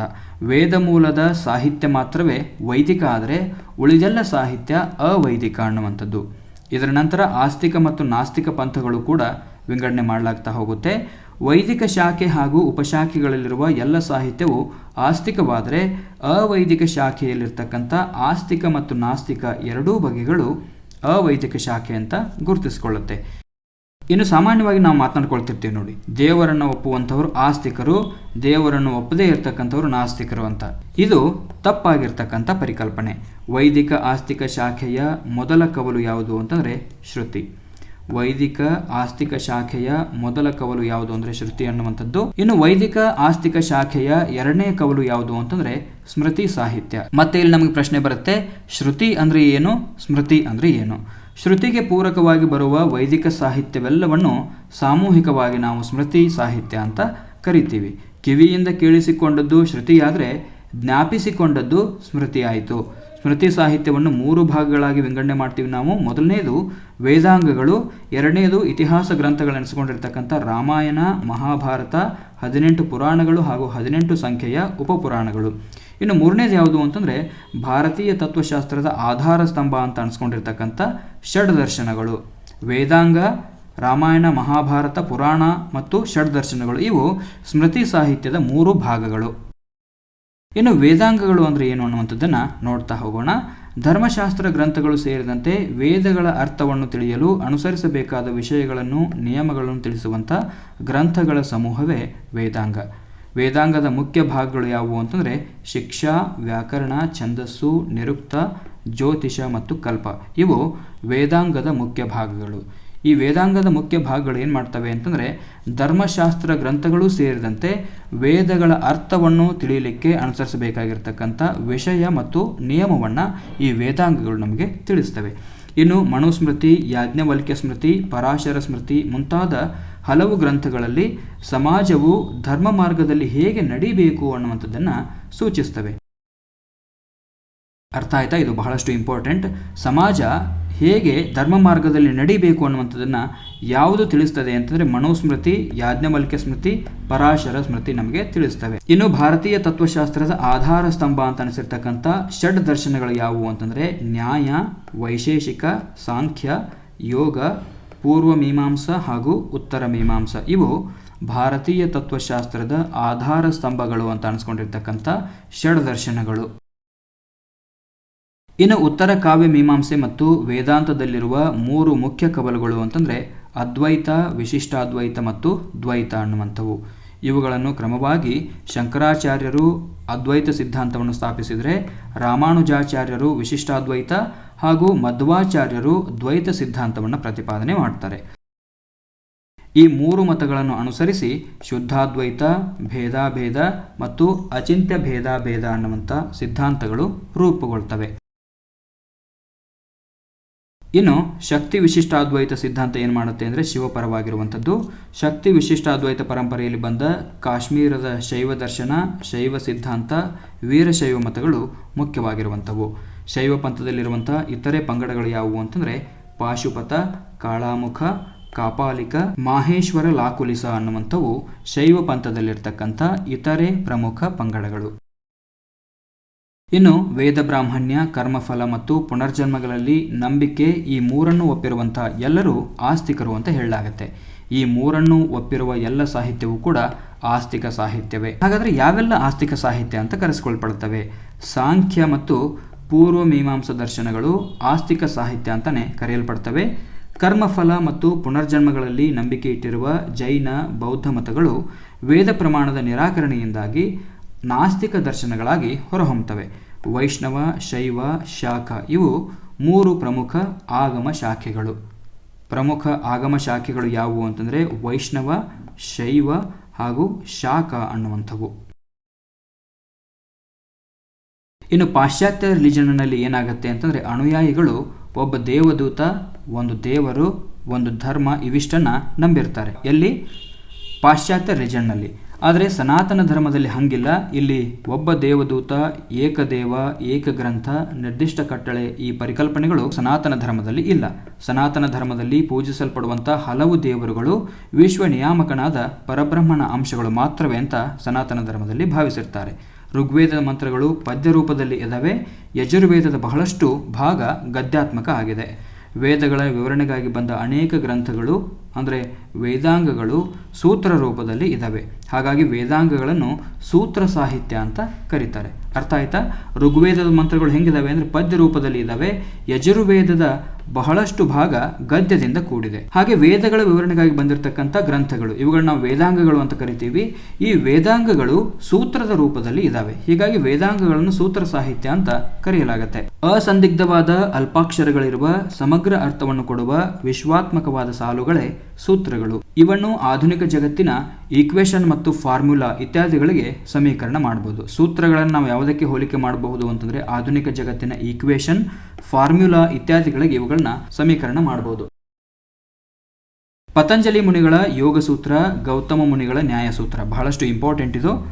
ಪತಂಜಲಿ ಮುನಿಗಳು ಯೋಗ ಸೂತ್ರವನ್ನು ತಿಳಿಸ್ತಾರೆ, ಗೌತಮ ಮುನಿಗಳು ನ್ಯಾಯ ಸೂತ್ರವನ್ನು ಪ್ರತಿಪಾದನೆ ಮಾಡ್ತಾರೆ. ಇವೆಲ್ಲ ಸೂತ್ರ ಸಾಹಿತ್ಯಕ್ಕೆ ಉದಾಹರಣೆ ಅಂತ ಹೇಳ್ಬೋದು. ಅತಿ ಚಿಕ್ಕ ಅಂದರೆ ಕೇವಲ 3 ಅಕ್ಷರಗಳ ಸೂತ್ರ ಯಾವುದು ಅಂತಂದರೆ ಅನುಶ್ಚ. ಇದು ಬ್ರಹ್ಮಸೂತ್ರಗಳಲ್ಲಿ ಕಂಡುಬರುತ್ತೆ. ಪ್ರಶ್ನೆ ಕೇಳ್ಬೋದು, ಅತ್ಯಂತ ಚಿಕ್ಕದಾದ ಕೇವಲ 3 ಅಕ್ಷರಗಳಿರುವ ಸೂತ್ರ ಯಾವುದು ಅಂತಂದರೆ ಅದು ಅನುಶ್ಚ. ಇದು ನೆನಪಿರ್ಬೇಕು ನಿಮಗೆ. ಈ ಅನುಶ್ಚ ಎಲ್ಲಿದೆ ಅಂತಂದರೆ ಬ್ರಹ್ಮಸೂತ್ರಗಳಲ್ಲಿ ಕಂಡುಬರುತ್ತೆ. ಸೊ ಇದಿಷ್ಟು 5ನೇ ಅಧ್ಯಾಯ ಸನಾತನ ಧರ್ಮಕ್ಕೆ ಸಂಬಂಧಪಟ್ಟಂಗೆ. ಇನ್ನು ನೇರವಾಗಿ 6ನೇ ಅಧ್ಯಾಯ ಇವತ್ತಿನ ತರಗತಿಯ ಕೊನೆಯ ಅಧ್ಯಾಯಕ್ಕೆ ಹೋಗೋಣ. ಕೊನೆಯ ಅಧ್ಯಾಯ ಇದೆ ಜೈನ ಮತ್ತು ಬೌದ್ಧ ಮತಗಳು. ಅತ್ಯಂತ ಪುರಾತನ ಮತಗಳಲ್ಲಿ ಜೈನ ಮತ ಕೂಡ ಒಂದು. ಸಾಂಪ್ರದಾಯಿಕವಾಗಿ ಜೈನರಲ್ಲಿ ನಾವು ಮುಖ್ಯವಾಗಿ 24 ತೀರ್ಥಂಕರರನ್ನು ಗುರುತಿಸ್ತೀವಿ. ಅರ್ಥ ಆಯ್ತಾ? ಜೈನರಲ್ಲಿ ಮುಖ್ಯವಾಗಿ 24 ತೀರ್ಥಂಕರನ್ನು ನಾವು ಗುರುತಿಸ್ತೀವಿ. ಹಾಗಾದರೆ ಜೈನ ಮತದ ಮೊದಲ ತೀರ್ಥಂಕರ ಯಾರು ಅಂದರೆ ಋಷಭ. ಇವರನ್ನು ವೃಷಭನಾಥ ಅಂತ ಕೂಡ ಕರಿತೀವಿ. ಪಾರ್ಶ್ವನಾಥ ಜೈನ ಮತದ 23ನೇ ತೀರ್ಥಂಕರ. ಈ ಪಾರ್ಶ್ವನಾಥ ಯಾರು ಅಂತಂದರೆ ಅಶ್ವಸೇನನ ಮಗ. ಇನ್ನು ಪಾರ್ಶ್ವನಾಥ ಮುಖ್ಯವಾಗಿ 4 ತತ್ವಗಳನ್ನು ಬೋಧಿಸ್ತಾರೆ. ಮೊದಲನೇದು ಅಹಿಂಸೆ, 2ನೇದು ಸತ್ಯ, 3ನೇದು ಆಸ್ತೇಯ ಅಂದರೆ ಕದಿಯದೇ ಇರುವಂಥದ್ದು, 4ನೇದು ಅಪರಿಗ್ರಹ ಅಂದರೆ ಆಸ್ತಿಯನ್ನು ಹೊಂದದಿರುವುದು. ಇದು ಹೊಂದಿರುವುದು ಅಂತಾಗಿದೆ ಇಲ್ಲಿ, ಆಸ್ತಿಯನ್ನು ಹೊಂದದಿರುವುದು. ಇನ್ನು 5ನೆಯ ತತ್ವವಾಗಿರ್ತಕ್ಕಂಥ ಬ್ರಹ್ಮಚರ್ಯವನ್ನು ವರ್ಧಮಾನ ಮಹಾವೀರನು ಬೋಧನೆ ಮಾಡ್ತಾರೆ. ವರ್ಧಮಾನ ಮಹಾವೀರನು ಜೈನ ಧರ್ಮದ 24ನೇ ತೀರ್ಥಂಕರ. ವರ್ಧಮಾನ ಮಹಾವೀರ ಗಣರಾಜ್ಯಗಳಲ್ಲೊಂದಾಗಿರ್ತಕ್ಕಂಥ ವೈಶಾಲಿಯ ಕುಂಡಲ ಗ್ರಾಮದಲ್ಲಿ, ಬಹಳಷ್ಟು ಇಂಪಾರ್ಟೆಂಟ್ ಇದು. ವರ್ಧಮಾನ ಮಹಾವೀರರು ಎಲ್ಲಿ ಹುಟ್ಟುತ್ತಾರೆ ಅಂತಂದರೆ ಕುಂಡಲ ಗ್ರಾಮದಲ್ಲಿ ಹುಟ್ಟುತ್ತಾರೆ. ಸಾಮಾನ್ಯ ಶಕ ಪೂರ್ವ 599ರಲ್ಲಿ. ಜ್ಞಾತ್ರಿಕ ಅನ್ನುವಂಥ ಬುಡಕಟ್ಟಿನ ರಾಜನಾಗಿರ್ತಕ್ಕಂಥ ಸಿದ್ಧಾರ್ಥನ ಮಗನೇ ವರ್ಧಮಾನ ಮಹಾವೀರ. ಇನ್ನು ಪ್ರಬಲ ಗಣರಾಜ್ಯವಾಗಿದ್ದ ಲಿಚ್ಛವಿಗಳ ಯುವರಾಣಿಯಾಗಿರ್ತಕ್ಕಂಥ ತ್ರಿಶಲಾದೇವಿ ವರ್ಧಮಾನ ಮಹಾವೀರನ ತಾಯಿ. ವರ್ಧಮಾನ ಮಹಾವೀರನು ತನ್ನ 42ನೇ ವಯಸ್ಸಿನಲ್ಲಿ ಕೈವಲ್ಯ ಜ್ಞಾನವನ್ನು ಪಡೀತಾರೆ. ಹಾಗಾದರೆ ಕೈವಲ್ಯ ಜ್ಞಾನ ಅಂದರೆ ಏನು? ಜ್ಞಾನೋದಯ ಅಂತ ಅರ್ಥ. ಕೈವಲ್ಯ ಜ್ಞಾನ ಅಂತಂದರೆ ಜ್ಞಾನೋದಯ ಅಂತ ಅರ್ಥ. ವರ್ತಮಾನ ಮಹಾವೀರನು ಇಂದ್ರಿಯಗಳನ್ನು ನಿಗ್ರಹ ಮಾಡಿ ಸುಖ ಹಾಗೂ ಯಾತನೆಗಳ ಮೇಲೆ ನಿಯಂತ್ರಣವನ್ನು ಸಾಧಿಸಿಕೊಳ್ತಾರೆ. ಈ ಸಾಧನೆಗಾಗಿ ಜನ ಅವರನ್ನು ಮಹಾವೀರ ಅಂತ ಕರೀತಾರೆ. ಮಹಾವೀರ ಅಂತ ಕರೆಸಿಕೊಂಡು ಜಿನನಾಗ್ತಾನೆ. ವರ್ತಮಾನ ಮಹಾವೀರ ಇಂದ್ರಿಯಗಳನ್ನು ನಿಗ್ರಹ ಮಾಡಿ ಸುಖ ಹಾಗೂ ಯಾತನೆಗಳ ಮೇಲೆ ನಿಯಂತ್ರಣವನ್ನು ಸಾಧಿಸಿದ ನಂತರ ಈ ಸಾಧನೆಗಾಗಿ ಇವನು ಮಹಾವೀರ ಅಂತ ಕರೆಸಿಕೊಂಡು ಜಿನನಾಗ್ತಾನೆ. ಹಾಗಾದರೆ ಜಿನ ಅಂದರೆ ಏನು? ಜಿನ ಅಂತಂದರೆ ಎಲ್ಲವನ್ನು ನಿಗ್ರಹಿಸಿದವನು, ಎಲ್ಲವನ್ನು ಜಯಿಸಿದವನು ಅಂತ ಅರ್ಥ. ಆದ್ದರಿಂದಲೇ ಮಹಾವೀರನ ಅನುಯಾಯಿಗಳನ್ನು ಜೈನರು ಅಂತ ಕರೀತಾರೆ. ಇನ್ನು ವರ್ಧಮಾನ ಮಹಾವೀರರು ತನ್ನ 72ನೇ ವಯಸ್ಸಿನಲ್ಲಿ ಬಿಹಾರದ ಪಾವಾಪುರಿ ಅನ್ನುವಂಥ ಸ್ಥಳದಲ್ಲಿ ನಿರ್ವಾಣವನ್ನು ಹೊಂದಿದ್ರು. ತೀರ್ಕೊಂಡ್ರು ಅಂತಲ್ಲ, ನಿರ್ವಾಣವನ್ನು ಹೊಂತಾರೆ. ಎಲ್ಲಿ? ಬಿಹಾರದ ಪಾವಾಪುರಿ ಅನ್ನುವಂಥ ಸ್ಥಳದಲ್ಲಿ. ಇನ್ನು ಮಹಾವೀರನು ಪಂಚಪ್ರತಿಜ್ಞೆಗಳನ್ನು ಮಾಡ್ತಾರೆ. ಅಹಿಂಸೆ, ಸತ್ಯ, ಆಸ್ತೇಯ, ಅಪರಿಗ್ರಹ. ಈ 4 ಪಾರ್ಶ್ವನಾಥರು ಈಗಾಗಲೇ ಹೇಳಿದರು. ಇದಕ್ಕೆ ಹೊಸದಾಗಿ ಬ್ರಹ್ಮಚರ್ಯವನ್ನು ಮಹಾವೀರರು ಸೇರಿಸ್ತಾರೆ. ಇವನ್ನ ಪಂಚಪ್ರತಿಜ್ಞೆಗಳು ಅಂತ ಕರೀತಾರೆ. ಇನ್ನು ಮಹಾವೀರನ ತ್ರಿರತ್ನಗಳು ಯಾವುವು ಅಂತಂದರೆ ಸಮ್ಯಕ್ ಜ್ಞಾನ, ಸಮ್ಯಕ್ ದರ್ಶನ, ಸಮ್ಯಕ್ ಚಾರಿತ್ರ ಅನ್ನುವಂಥವು. ಆತ್ಮಶುದ್ಧೀಕರಣವು ತಪಸ್ಸು, ಉಪವಾಸ, ದೇಹದಂಡನೆ ಹಾಗೂ ಅದರ ಮೂಲಕದಿಂದ ಆಗುವಂಥ ದೇಹನಾಶದಿಂದ ಮಾತ್ರ ಸಾಧ್ಯ ಅಂತ ಜೈನರ ನಂಬಿಕೆ. ಈ ನಂಬಿಕೆಯನ್ನೇ ಸಲ್ಲೇಖನ ಅಂತ ಕರೀತಾರೆ. ಚಂದ್ರಗುಪ್ತ ಮೌರ್ಯ ಕೂಡ ಶ್ರವಣ ಬೆಳಗೊಳಕ್ಕೆ ಬಂದು ಸಲ್ಲೇಖನ ವ್ರತವನ್ನು ಆಚರಣೆ ಮಾಡಿ ನಿರ್ವಾಣ ಹೊಂತಾರೆ ಅನ್ನುವಂಥದ್ದನ್ನು ಕೂಡ ನಾವು ತಿಳ್ಕೊಂಡಿದ್ದೀವಿ.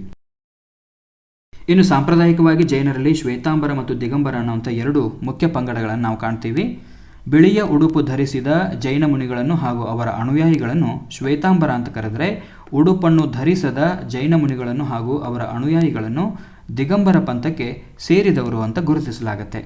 ಮೊದಲ ಜೈನ ಸಮಾವೇಶದ ನಂತರ ಮಹಾವೀರನ ವಿಚಾರಗಳನ್ನು 12 ಗ್ರಂಥಗಳಲ್ಲಿ ಸಂಗ್ರಹಿಸಿ ಇಡಲಾಗುತ್ತೆ. ಇವುಗಳನ್ನು ಜೈನರು 12 ಅಂಗಗಳು ಅಂತ ಕರೀತಾರೆ. ಈ 12 ಅಂಗಗಳು ಪ್ರಾಕೃತ ಭಾಷೆಯಲ್ಲಿ ಇವೆ. ಕನ್ನಡದ ಸುಪ್ರಸಿದ್ಧ ಕವಿಗಳಾಗಿರ್ತಕ್ಕಂಥ ಪಂಪ, ರನ್ನ, ಪೊನ್ನ, ಜನ್ನ ಇವರೆಲ್ಲ ಜೈನರಾಗಿದ್ದರು ಅನ್ನುವಂಥದ್ದು ವಿಶೇಷ. ಇದಿಷ್ಟು ಜೈನ ಮತಕ್ಕೆ ಸಂಬಂಧಪಟ್ಟಂಗೆ. ಆದರೆ ಇನ್ನು ಬೌದ್ಧ ಮತಕ್ಕೆ ಸಂಬಂಧಪಟ್ಟಂಗೆ ಇಂಪಾರ್ಟೆಂಟ್ ಆಗಿರ್ತಕ್ಕಂಥ ಮಹತ್ವದ ಮಾಹಿತಿಯನ್ನು ನೋಡ್ತಾ ಹೋಗೋಣ. ಬೌದ್ಧ ಮತ. ಗೌತಮ ಬುದ್ಧನೆಂದೇ ಪ್ರಖ್ಯಾತನಾದ ಸಿದ್ಧಾರ್ಥನು ಸಾಮಾನ್ಯ ಶಕ ಪೂರ್ವ 6ನೇ ಶತಮಾನದಲ್ಲಿ ಜನಿಸ್ತಾರೆ. ಸಿದ್ಧಾರ್ಥನ ತಂದೆ ಶುದ್ಧೋಧನ. ಈತ ಶಾಕ್ಯ ಗಣಸಂಘದ ರಾಜನಾಗಿದ್ದ. ಪ್ರಚಲಿತ ಬದುಕಿನ ದಾರಿಗಳ ನಿರರ್ಥಕತೆಯನ್ನು ಕಂಡುಕೊಂಡಿರ್ತಕ್ಕಂಥ ಸಿದ್ಧಾರ್ಥ ಏನು ಮಾಡ್ತಾನೆ ಅಂತಂದರೆ ಸತ್ಯದ ಹುಡುಕಾಟದಲ್ಲಿ ನಿರತನಾಗಿ ಜ್ಞಾನೋದಯವನ್ನು ಪಡೆದು ಸಿದ್ಧಾರ್ಥನು ಬುದ್ಧನಾಗ್ತಾನೆ. ಅರ್ಥ ಆಯ್ತಾ? ಜ್ಞಾನೋದಯದ ನಂತರ ಬುದ್ಧನು ಮೊದಲಿಗೆ ತೆರಳಿದ್ದು ಎಲ್ಲಿ ಅಂತಂದರೆ ವಾರಾಣಸಿ, ಅಂದರೆ ಇಂದಿನ ಕಾಶಿಯ ಸಮೀಪ ಇರತಕ್ಕಂಥ ಸಾರಾನಾಥಕ್ಕೆ. ಈ ಸಾರಾನಾಥದಲ್ಲಿಯೇ ಸಾರಾನಾಥದ ಜಿಂಕೆವನದಲ್ಲಿ ಗೌತಮ ಬುದ್ಧನು ತನ್ನ ಮೊಟ್ಟ ಮೊದಲ ಬೋಧನೆಯನ್ನು ಮಾಡ್ತಾನೆ. ಗೌತಮ ಬುದ್ಧನ ಈ ಮೊಟ್ಟ ಮೊದಲ ಬೋಧನೆಯನ್ನು ಧರ್ಮಚಕ್ರ ಪ್ರವರ್ತನ ಅಂತ ಇತಿಹಾಸದಲ್ಲಿ ಕರೀತಾರೆ. ಸಾರಾನಾಥದ ಜಿಂಕೆವನದಲ್ಲಿ ಬುದ್ಧನು ಆರ್ಯ ಸತ್ಯಗಳು ಹಾಗೂ ಅಷ್ಟಾಂಗಿಕ ಮಾರ್ಗವನ್ನು ಬೋಧಿಸ್ತಾನೆ.